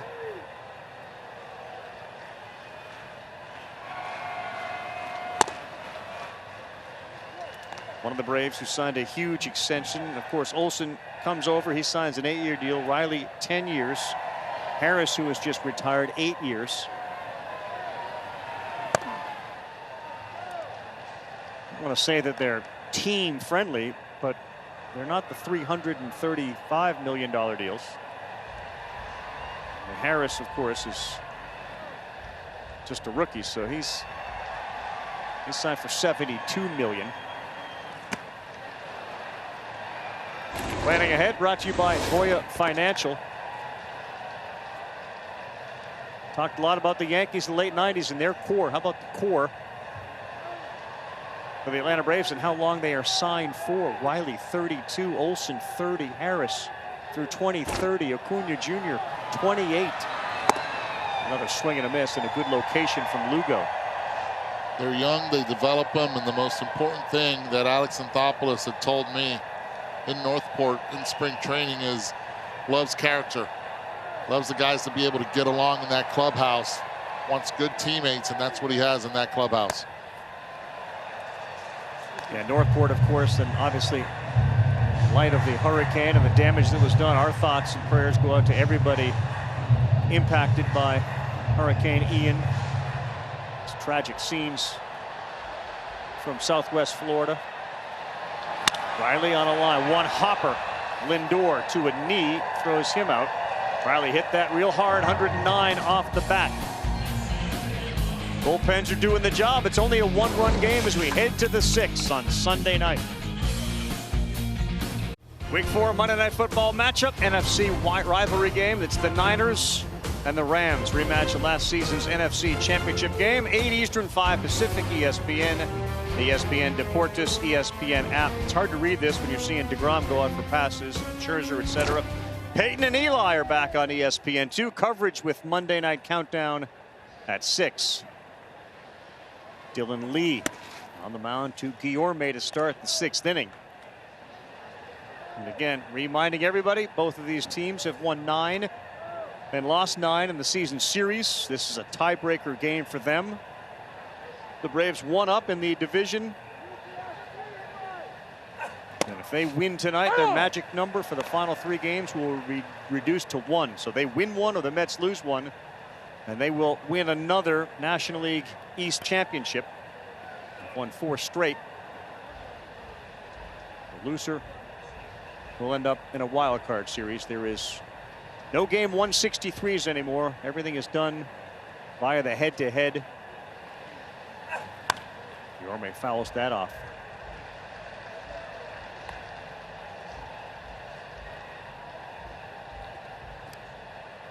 One for 10, 3 Ks their last 10. And again, this goes back to Charlie Morton kind of locking it in.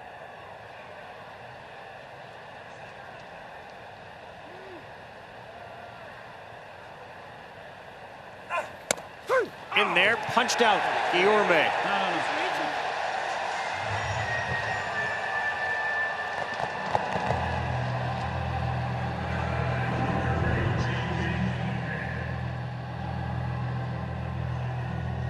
Setting up a way, but you know, you give d'Arnaud credit because he's got to reach a long way over the plate and get that ball, and still presented it in a way that he could still get that call. A lot of times you won't get that call because you had to move so much. Estabrook did not move, stayed right there in front of that plate. And now McCann with Colin McHugh warming again in the Atlanta bullpen. It gets late early. I mean, the way the arms are working, start to count outs. Not a clinching game, but it is a huge game for both teams. Better be careful here with the fastball. McCann has been guessing heater, now down 1-0 count.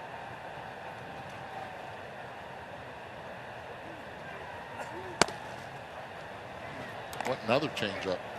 I think he was thinking thinking along. You're mind melding with him, yes.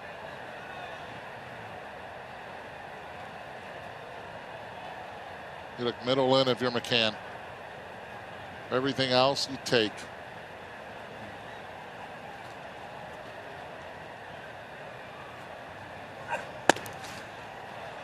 What do you think it would be like to mind meld with you? No, you don't want to go there. You don't want to be there at all. Is there a particular time of day where it gets particularly... When it's dark out.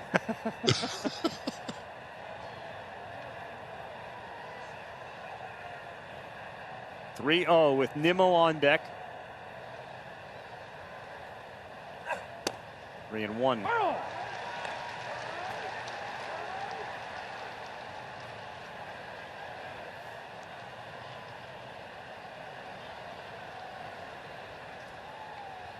Really is the story in baseball now, are these two teams.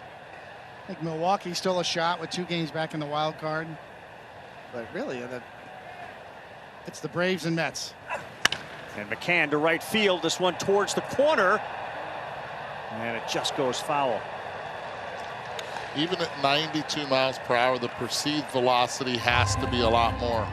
Because on a 3-1 count, for McCann to be late on, tells you a couple things.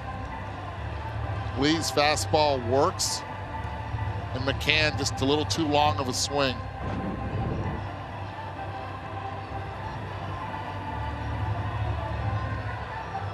Let it get too deep.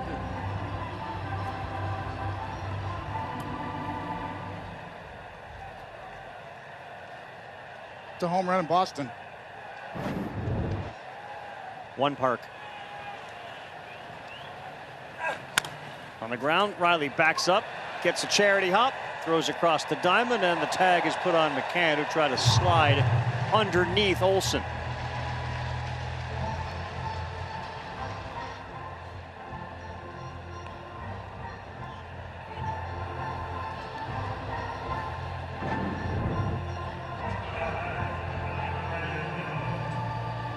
Oh, Matt Olson right there knows who the runner is.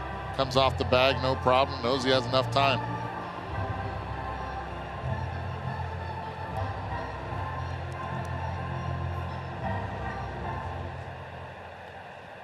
I want to see this again. Did he tag him?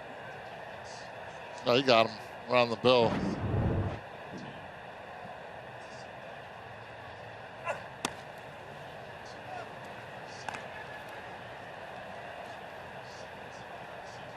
.42 sellouts for the Atlanta Braves here at Truist Park, where they enjoy one of the great home field advantages. And now with 2 men down, Nimmo try to get things going for the Mets. Bats have gone silent. In there for a strike. They're gonna be right around the 3 million mark when it comes to attendance. And for people at home wondering, did the tag ever get made? Ouch. Yes. Right in the grill. In fact, 3.1 million, their highest attendance since 2000. It's kind of been the story of baseball the last few weeks, really, around Major League Baseball. Tremendous crowds in Seattle, seeing them go nuts the other night. Crowds following Aaron Judge and his home run chase. Best line yet of Scott's service over there was, "Tonight we party." And they clinched. I missed high, 3 balls, 1 strike from Lee. 6'3", 214. Taken by the Marlins back in 2016, the 10th round. He was a Fresno State guy. Made his debut with the Braves last year.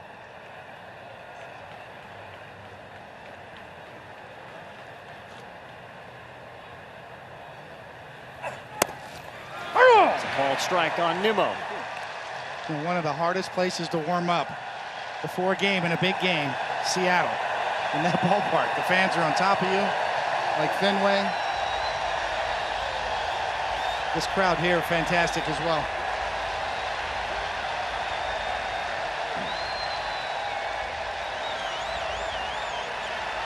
Three and 2 on the way to Nimmo. He spoils that. Seattle's good at having loud buildings because, as you know, the Kingdome was the loudest building there ever was. Ridiculous. With Randy Johnson on the mound, you just did not want to be there as an opponent. All right, 90, that was the loudest the buildings I've ever heard. It really was. And those fans are so vocal, so passionate. Good on them to have a team back in the postseason. Metrodome, when it was full, was another building in Minnesota.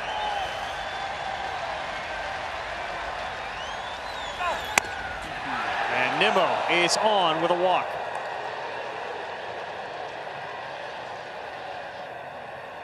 Is it Colin McHugh time? It looks like it is. Brian Snitker has gone to the bullpen one more time. Dylan Lee kept the Braves on top. Francisco Lindor will come up with 2 down. Lee out. Colin McHugh is in.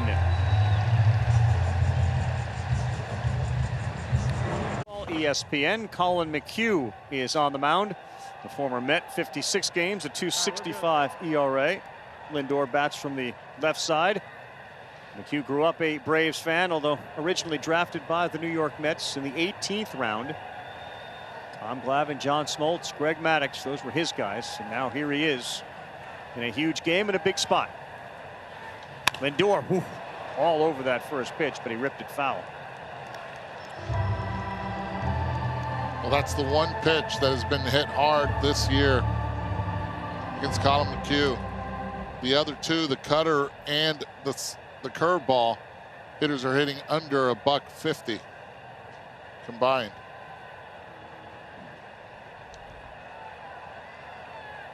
Nimmo has terrific speed at first base.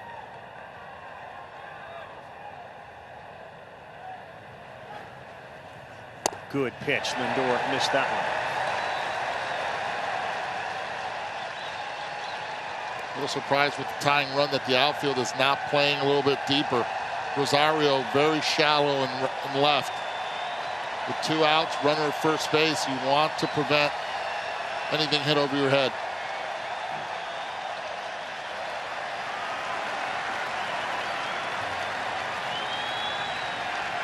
Oh, 2, and he struck him out, Lindor, to a knee. McHugh gets the job done for the Braves. The Mets strand another. He's hitting almost 400 against the curveball, and Colin McHugh got him. Sunday Night Baseball. Playoff baseball, man. There's nothing like it. 8 teams, 4 series, best of 3. It's about to get wild. Fall Frenzy begins Friday with the Wild Card Series. Teams with better records will have all the games at home. And the division winners, like the Dodgers, the Yankees, those teams with the best records get 5 days off. Be real interesting. We'll get into that whole rust first rest conversation that we have every year in the postseason. And during the division series, games 1, 2, then an off day, 3, 4, 5. There is no off day.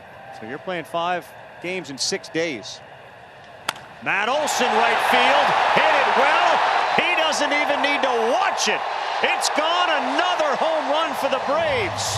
And Matt Olson does it again against the Mets.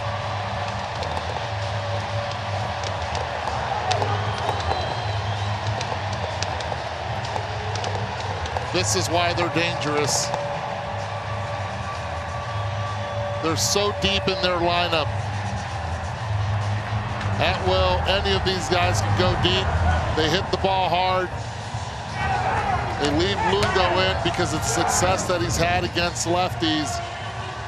And he hangs him one. Sees it, grounded, lift off. He knew it as soon as he hit it. 410 feet, and a no-doubter. He looked at his bench. Olson and Swanson. The lead grows to 2 here in the bottom of the 6th inning. Guys, think about that possible punctuation also for the regular season for Matt Olson. Began a course where the Braves traded for him after the negotiations with longtime Brave Freddie Freeman didn't work out. When Matt Olson was making the flight here and his agent told him about the contract and the long-term obligation with the Braves that they were going to make to him, he asked if that was real. He couldn't believe it. Couldn't believe the contract was real. Here he is in a town, of course, where he grew up. Yeah, which again goes back to the Swanson conversation. For another kid that grew up in Georgia, you have Harris, you got Olson. You could, if you choose to, have Swanson hometown guys who know all about this whole Braves upbringing in Braves country. Olson started the season like a house of fire, and then he kind of tailed off a little bit. But he has certainly come back strong here, and especially the last couple of weeks as d'Arnaud is punched out.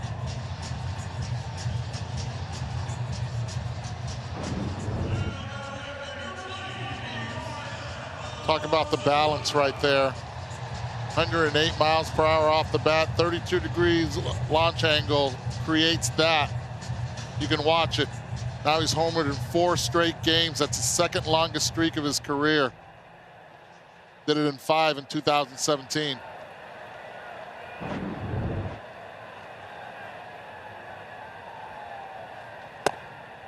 think it's really interesting. And how do you put your finger on this Riley, Swanson, Olson? They came into the last couple of series ice cold.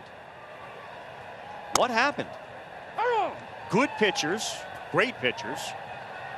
And the Braves have 14 runs in this series, 8 of them by homers. And you can now add Olson to the list that Swanson joined earlier with the guys that have hit a homer in each game of a 3-game series against the Mets.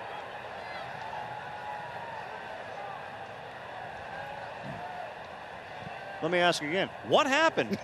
What happened? That's what a lot of people want to know. The bottom line is the talent happened. They are uber talented. They believe in themselves. They believe in the process. There's structure behind everything. On the defensive standpoint, every day they work with Wash on all those drills. There's no day off when it comes to it. Offensively, we walked through the clubhouse today. What was Dansby Swanson doing? His routine off the tee. In some ways, it's never been harder to hit in the major leagues. High velocity relievers coming at you one after another. Sample size, beware. You can carve out any sample size you want throughout the course of a season and bend the numbers any way you want. Every year, it seems like we need a reminder that the baseball season's a marathon. It's easy to give up on people. What the Yankees did in August looked like they were going to blow their lead. Certain players are going to struggle, and it is. Confidence is so fleeting at times, even for the best players. Some of the best players I've ever played with are some of the most insecure ones at times. Rosario, swinging bunt. Lugo gets it, throws, and Alonso's able to make the play. But another home run. Olson's hit parade continues. He and Swanson have homered in each game of this series. A hang it and bang it effort right there. Braves 5, Mets 3. Brought to you by Geico as we head to the 7th inning with the Braves up 5-3. Bassett lasted 2 2/3, 4 earned runs. Charlie Morton bared down a little bit. He still gave up 3 earned and 4 1/3. The home runs again, the difference in games 1, 2, and so far here in game 3, Swanson, Olson go yard again. They've homered in each game of this series. But now the gift that keeps on giving for the Atlanta Braves is Raisel Iglesias, an ERA of 2.55. Came over at the trade deadline, and he has just been locked down, been outstanding. Jesse Chavez, Tucker Davidson. 32-year-old righty. Brian Snitker and the Atlanta Braves continue to apply pressure and try to get to the finish line in this game and reduce their magic number to 1 and take the season series against the Mets, and quickly ahead of McNeil 0-2. How good has he been? Just attack mode on the mound, ready to throw. Closer experience, pitching in the 7th inning for the Braves. Braves outfield against McNeil fairly shallow, and he slaps one the other way, which he's prone to do with 2 strikes. He and Escobar.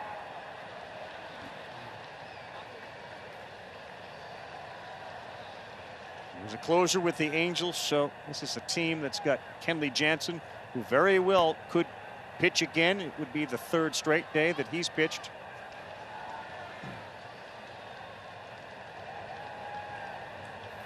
And McNeil rolls that foul. Tell you what, guys, really surprised to see Eddie Rosario still in the game. Braves have a 2-run lead.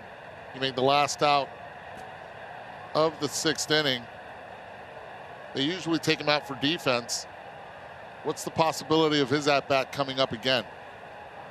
You have your top relievers in right now.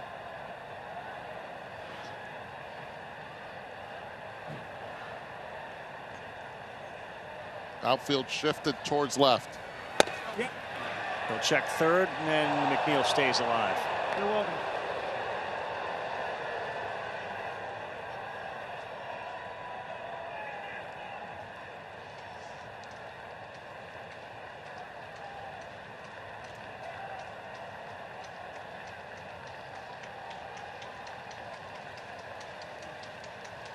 knowing how dependent teams get on bullpens in the postseason, Iglesias may be as big an acquisition at the deadline as any team made.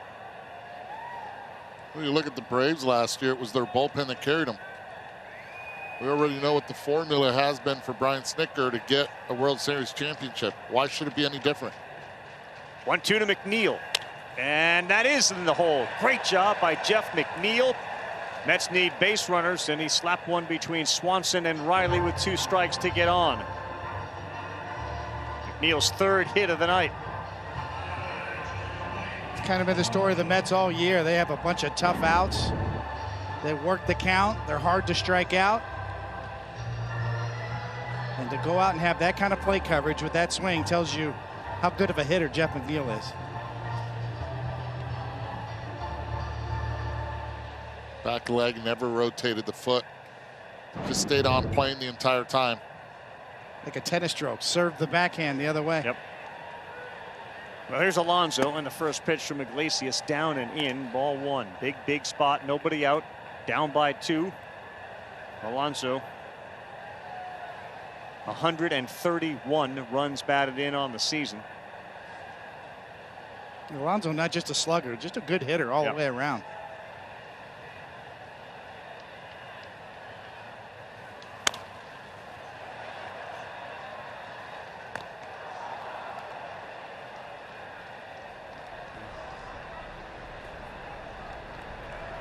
AJ Minter.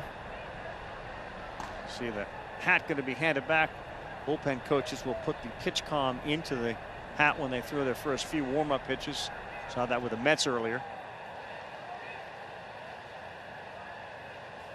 And Alonso, shallow center, second baseman going out, and he calls it. It's Arcia. Big out for Iglesias to get Alonso. Really loved what Orlando Arcia did there. Called it early, waved the outfielders off. Usually as an infielder, you're taught don't say anything.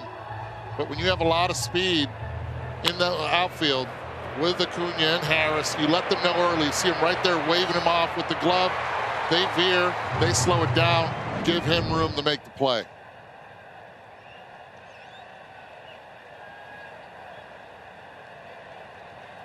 Now here's Eduardo Escobar.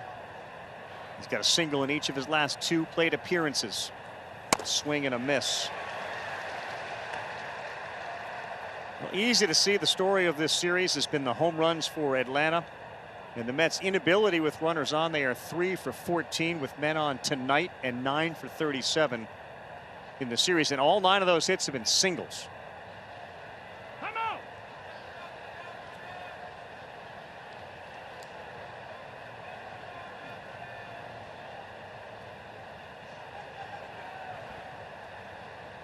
7-3 is the difference just in home runs this series. Well, Carl, you can extend that back to June 1st. It really is the difference between what the Braves have done and what the Mets have done since June 1. Braves have 179 homers. The Mets have 117.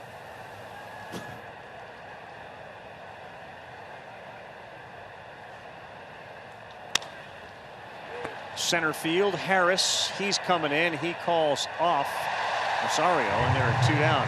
And to Buster's point, anytime you think about a number like that with the Braves, you always then say, well, the Dodgers are the best team. What have they done?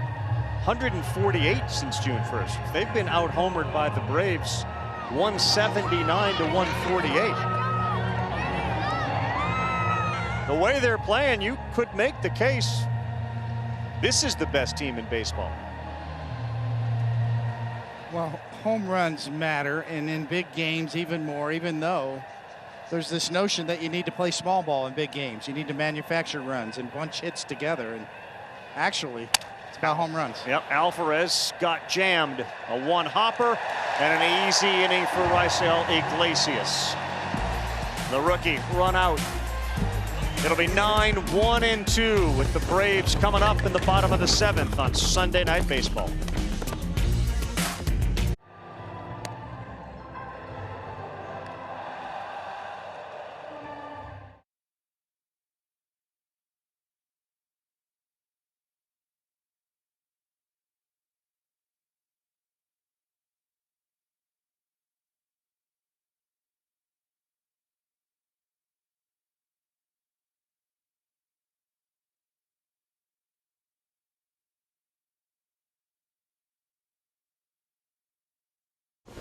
Welcome back to Sunday Night Baseball on ESPN, telecast presented by Taco Bell.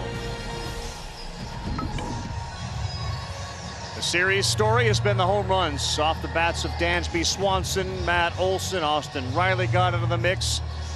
Travis d'Arnaud had a big 2 RBI single up the middle.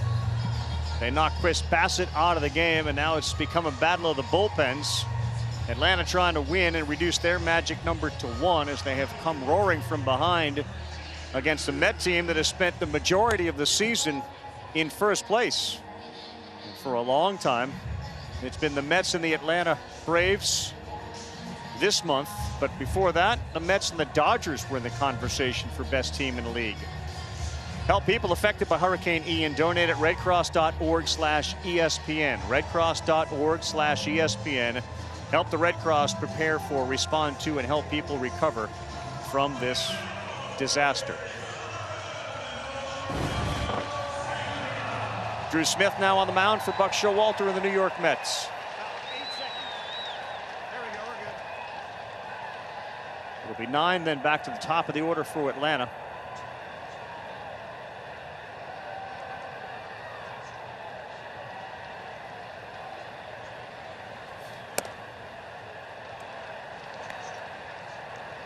Depending how the rest of the season plays out, getting right back into the wild card, a lot of folks will look at that as something that you want to do. If you're rolling, you want to keep playing. If the Mets end up in the wild card, it may be a chance to also reset. You know, you can. There's almost a flatness about them that you didn't see when DeGrom and Scherzer were right.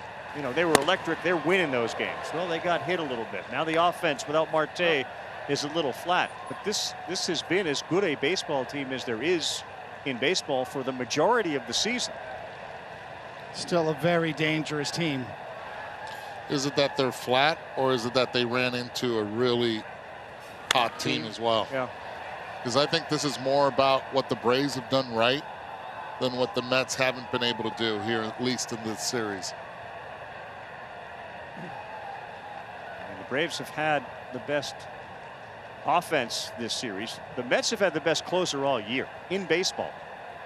And if you can get to that weapon and you have a lead, Edwin Diaz has got you wins. A historic pace for strikeouts.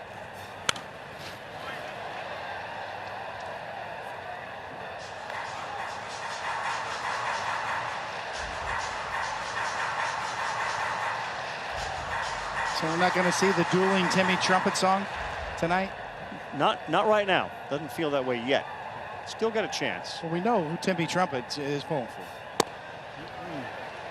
And he claims Diaz, even though Contreras uses it for a walk-up song.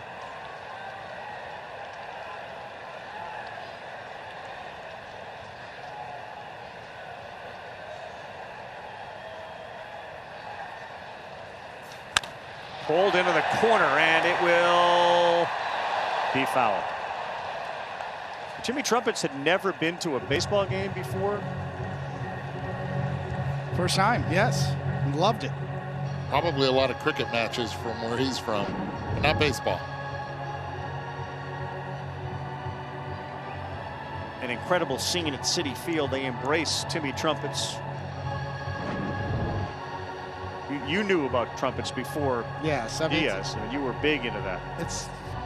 I love the pageantry for closers and walkout songs. I think it's great. That was a fantastic scene at Citi Field earlier this year. Well, that one is fair. Right back up the middle, and Arcia leads off the bottom of the 7th with a hit off Smith. Want more stats? Just ask Siri who leads MLB in home runs.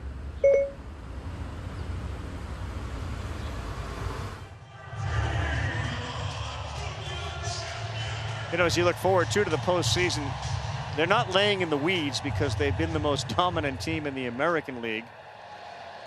But it's the Houston Astros.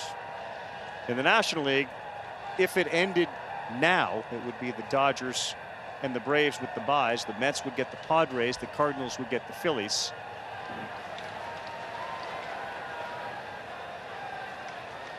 But we'll go into the postseason with the Astros being the favorite in the American League.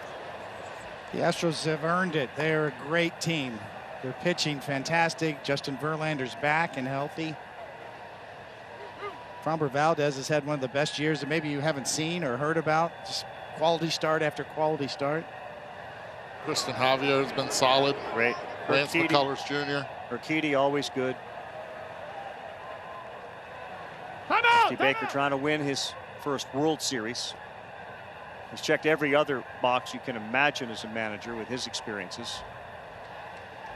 They're really tough at home in that ballpark in Houston. They will have home field in the American League as Acuna fouls that one straight back. So you're also been on the Yankee watch. Is Judge going to do this? And I hate to sort of always ask that because I know it's old for him to hear it, but that's what the attention has been on with the Yankees. Well, the Yankees have 4 games left in Texas. There's a doubleheader Tuesday. And the Yankees also will have that 5-day stretch where they'll have off days. So there's plenty of time for him to get rested up after the season. So I'm betting that he will do it in Texas. 97, Acuna swings and misses.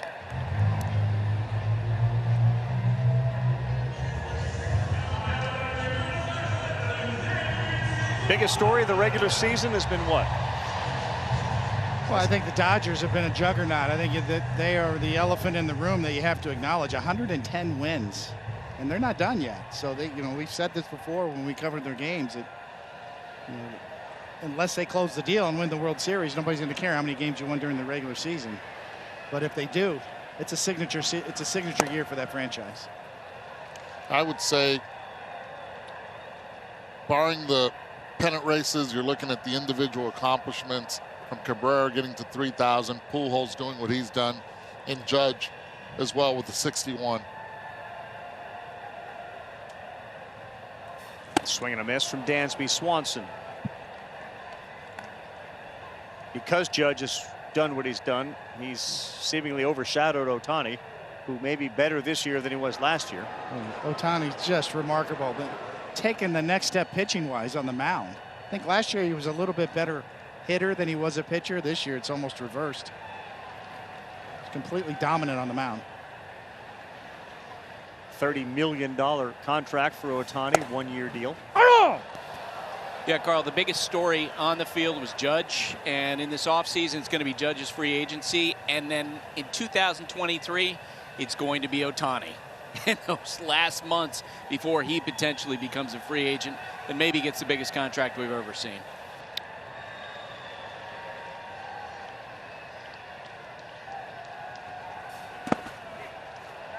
I think the aptitude for pitching that Ohtani's shown this year, coming up with a 2-seamer in the upper 90s and a sweeping slider. It's like his repertoire has evolved into almost unhittable at times. The guy waiting on deck, and Buster, you know this, when Michael Harris was scouted here in the Atlanta area, many of the teams, if not most of them, went to look at him as a left-handed pitcher. I mean, he was a 92 to 95 mile an hour guy. That's exactly right. And I think a lot of teams were going to draft him as a pitcher. I talked to Michael today, and he said that when he spoke with many teams, he told them, look, I'll do whatever your organization wants me to do. I'll help out any way you want me to help out. But something changed after he worked out for the Braves. Walk to Swanson brings him up. Go ahead. Yeah, when Dana Brown, who's the scouting director for the Braves, told me this, that when the Braves folks talked to Michael Harris II after his workout here, they asked him, do you want to be a position player? Do you want to be a pitcher? And he said, no, I definitely want to be a position player, because he thought about it and he decided, you know what? I like to play every single day. And he's been doing that really well. How'd you like to make this walk, Coney? You could say it, you'd hate it. Opposing pitcher? Well, opposing pitcher doesn't like it, that's for sure. It's like a concert. Feels that way, yeah.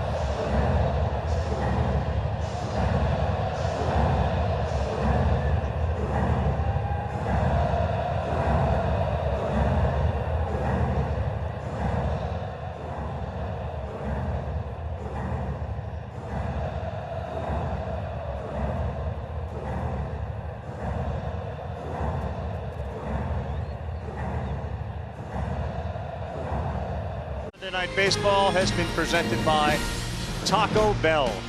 Truist Park in Atlanta. Like a horse race, the Atlanta Braves have moved past the New York Mets, lead the division by a game. Season series tied 9-9.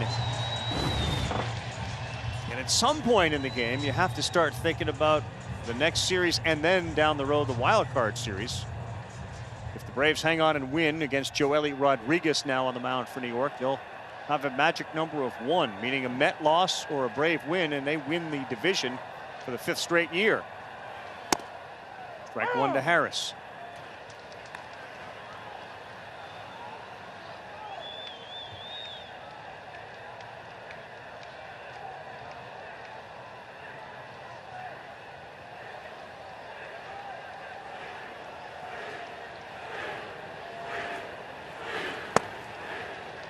Part of the reason I brought that up was it's a 2-run game. You have 2 on, you need to win the game. Edwin Diaz is available. I understand the order here. It's Harris and then Riley and Olson. What are you thinking about what's happening down the road, or are you thinking about trying to win the game here? I think if it would have been a 1-run game, it would have been Diaz to start. As soon as it became a 2-run game, Buck decided not to go with him. Now he's going to favor with the lefties. But a big at-bat right here for Harris against Rodriguez.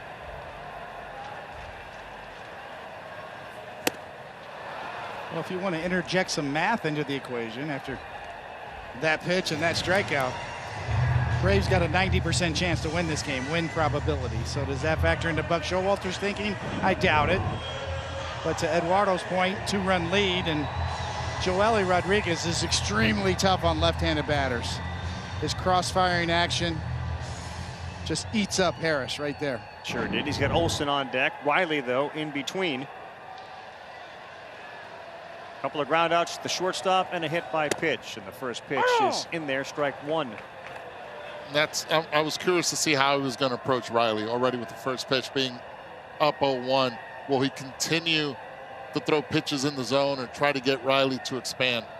38 home runs on the season for Riley. 93 runs batted in. Crossfires again and pulls it too far inside. And last year, Matt Olson, 21 home runs against left-handed pitching.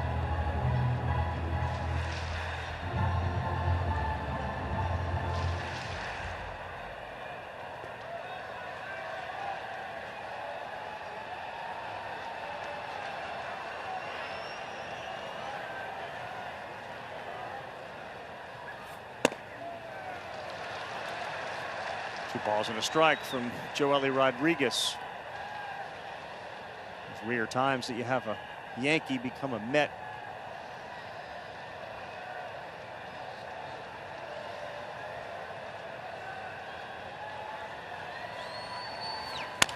And Riley charged. Nice play there at third base by Escobar. Read it right off the bat and would not let it hit the ground before it hit his glove. 8th inning coming up. Mets need some base runners and some runs, down 2. Hispanic Heritage Month, recognizing the contributions made to our game by the Latino baseball community, past and present. Follow at Las Mayordas and at MLB, and visit lasmayordas.com for full coverage. 8th inning. A.J. Minter. Now the left-hander on for the Atlanta Braves. Kenley Jansen likely to pitch the 9th. It stays a 2-run game. It'll be the 3rd consecutive game that Jansen's been on the mound. Minter will get Canna, Guillorme, and McCann before he flips over to the top of the order. New York Mets have Mark Vientos on deck for Guillorme. Jeff McNeil, who's got 3 hits tonight, has tightened up the batting race in the National League with Freddie Freeman. They are separated by percentage points. So there's a race in the American League, and now because of McNeil's productivity, there's a race in the National League for the batting title.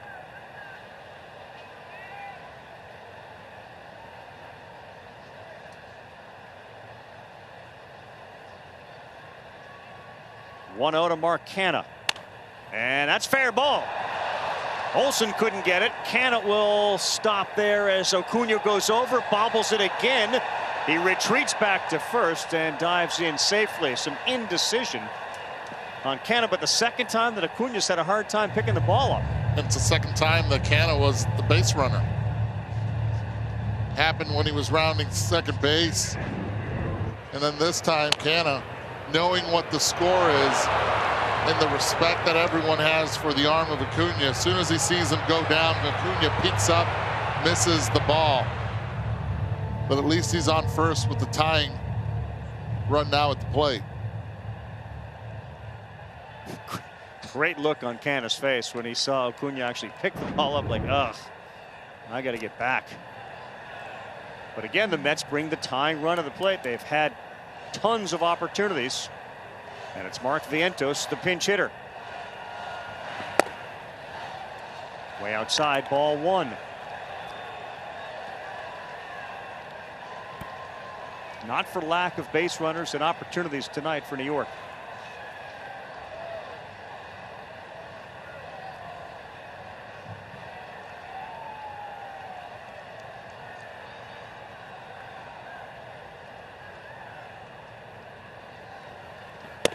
In there for a strike. The New York Mets are 3 for 16 with men on tonight.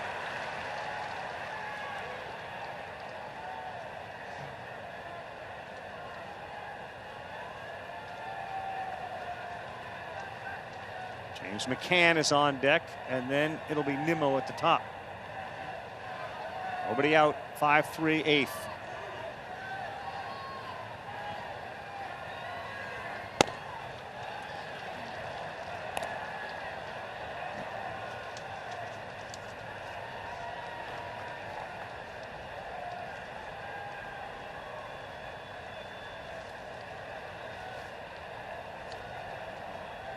Seen the #1 prospect in baseball. This is the Mets' #5 overall prospect.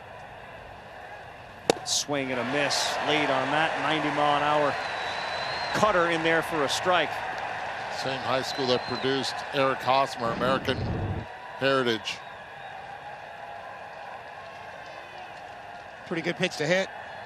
Swung through it. First hit was a pinch hit RBI single against the Pirates on the 15th. His first home run on the 24th at Oakland.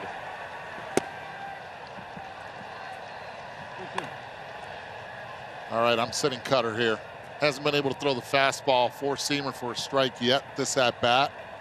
The Cutters have landed for strikes. Tomas Nido is on deck. Edwin Diaz is warming now in that Met bullpen. Canna off first. He got Vientos. Big pitch from A.J. Minter, and Vientos goes back to the dugout. A lot more depth on this Cutter, too. 89 miles per hour. He took a little bit off, but that's the pitch he's been landing. Taking advantage a little bit of the youth of Vientos. Thinking 3-2 fastball. Good call by Darno.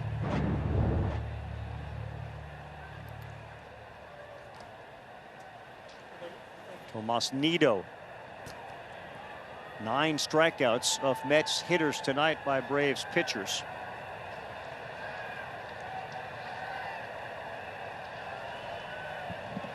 Nido bats for McCann. Minter throws over to first.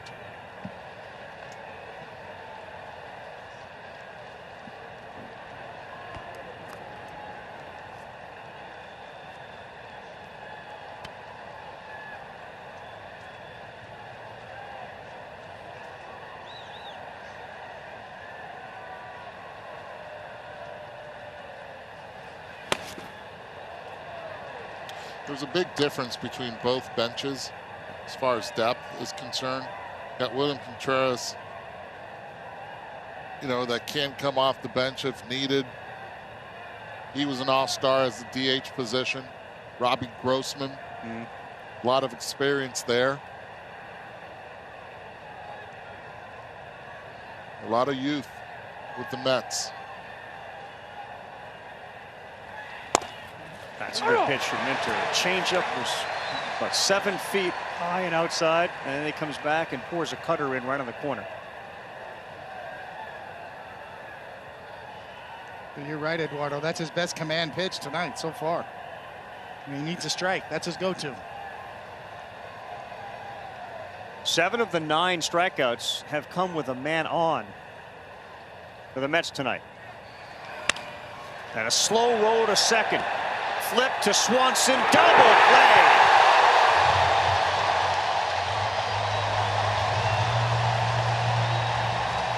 Garcia to Swanson. And we have seen Dylan Lee, Colin McHugh, Raisel Iglesias, now Minter keep the Mets in check.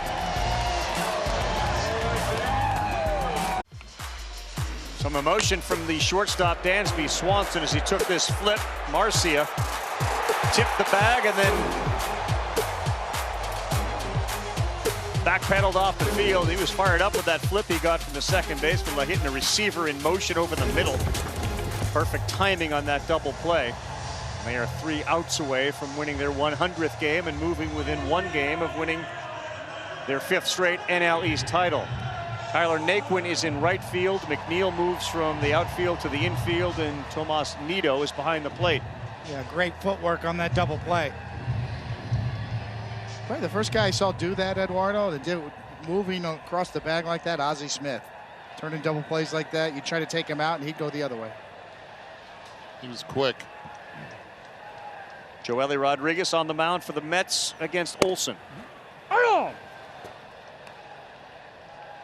Called strike 1 on the inside corner. There's a lot of things you could say about Ozzie that he was sort of like the forefather of. He did a lot of things originally, and he did a lot of things first. Did you have a favorite shortstop behind you or second baseman? You knew, like, you know what, I'm covered here. Doesn't matter who it is. Derek Jeter is pretty good. Yeah. Especially I saw him early in his career.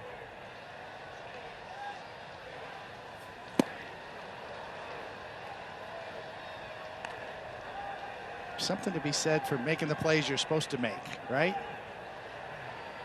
Everybody, you know, we have so many defensive metrics now that can be kind of noisy, shall we say, from metric to metric.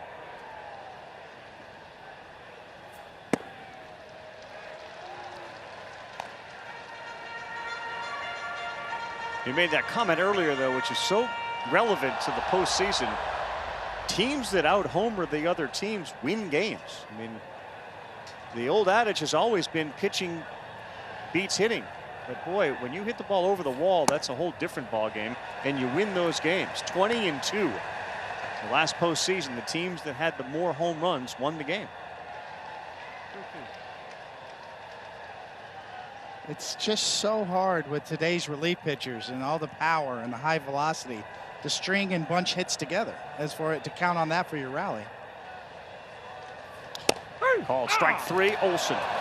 Retired Joely Rodriguez picks up the strikeout. All right, Eddie, what have you seen from the home run hitters on this Braves team? Well, one thing's for sure, they just do not miss the fastball. You go with it, they can make adjustments. We saw Swanson there make the adjustment in the 3rd homer. And then here, the fastball, the slider, changeup, excuse me, and then the curveball. Knowing it, staying to the big part of the ballpark. Not necessarily do I have to pull it to go deep.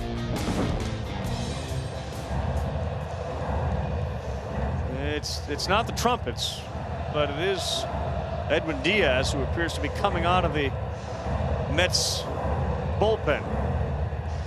That's him. It's a little dark in here. That's him. We'll take a 1.5-minute break. Edwin Diaz on the bump for the Mets, trying to keep it a 2-run game. Here we go. The MLB playoffs start Friday, the best of 3 wild card round. We have the games: ESPN, ESPN2, ABC, ESPN Deportes, and of course the ESPN app. Fall Frenzy will start at 1 Eastern, 10 a.m. Pacific. Well, here you go. There's no trumpets playing yet. However, Contreras has moved into the on-deck circle. Coney may get his wish tonight. He's on deck. He's on deck, and there's only 1 out. And Edwin Diaz's numbers are What's Snedeker say? Stupid. Yeah, stupid numbers. Well, d'Arnaud doesn't wait long. He swings at the first one, and he's retired on a fly out to Nimmo. Here we go.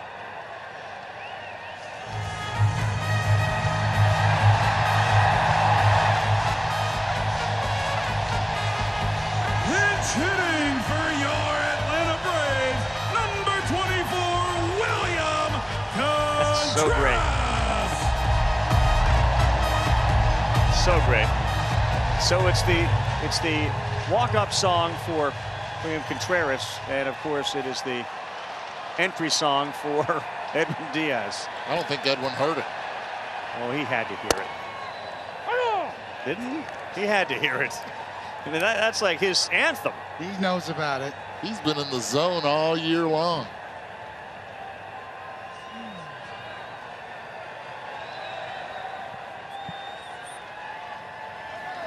I will say this, though. Mets fans, they get the long version, all the way from the bullpen. Last pitch from Edwin Diaz, 100 miles an hour. The Mets will have the top of the order in the ninth, and likely will face Kenley Jansen. That didn't take long. Diaz blows away Contreras. Here we go, ninth inning. Nimmo, Lindor, McNeil. Kenley Jansen for the Atlanta Braves when we come back. Kenley Jansen on the mound for the third straight day. So the Mets are familiar with him. An ERA of 3.48, 62 innings, a strikeout rate of 33%. His walk rate is right around Major League average. He's pitched on 3 straight days once this season, August 12th to the 14th. It was in Miami, and he got all 3 saves. So he will deal with Brandon Nimmo, Lindor, and McNeil. Anything to that, Eduardo? As good as Jansen's been, we've now seen him. This is day 3. I think we're about to find out. He was really dominant yesterday. The cutter was on. Every hitter he faced first pitch was on point. They're hoping to see the same thing here.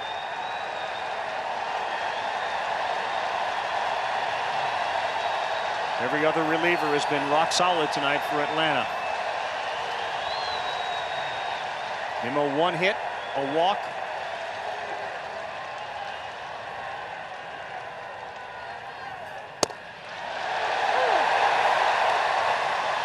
Strike 1.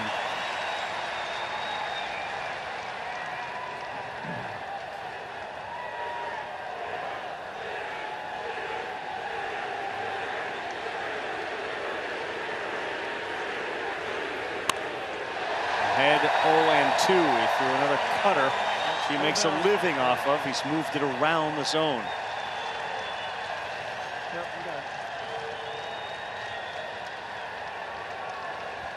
We've seen him for so many years when he goes 0-2. Get chases way up in the zone.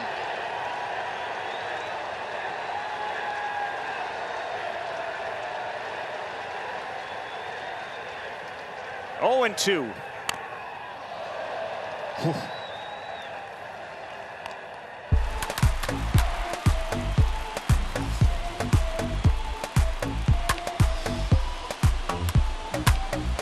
Rated everywhere.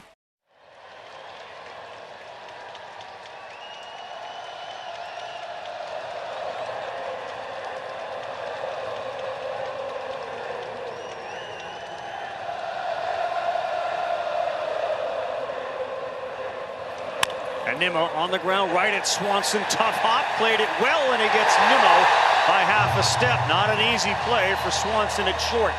No, that could have eaten up a lot of shortstops.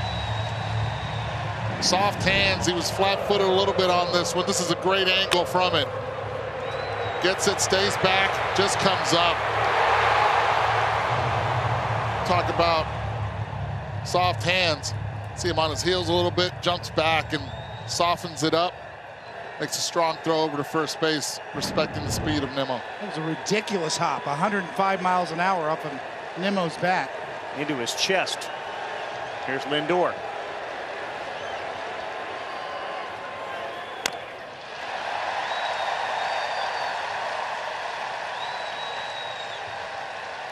These kids have had a lot to cheer about. The University of Georgia football team drops to 2 in the rankings. They got a narrow win. The Falcons won earlier today, and now the Braves trying to complete a sweep of the New York Mets.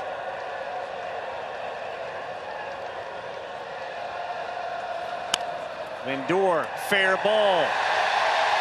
2 down.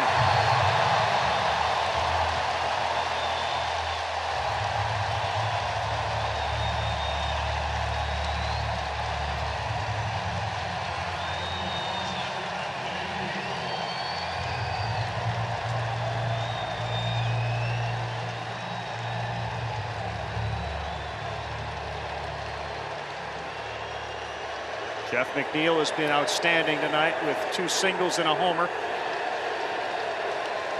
They need to get Pete Alonso up.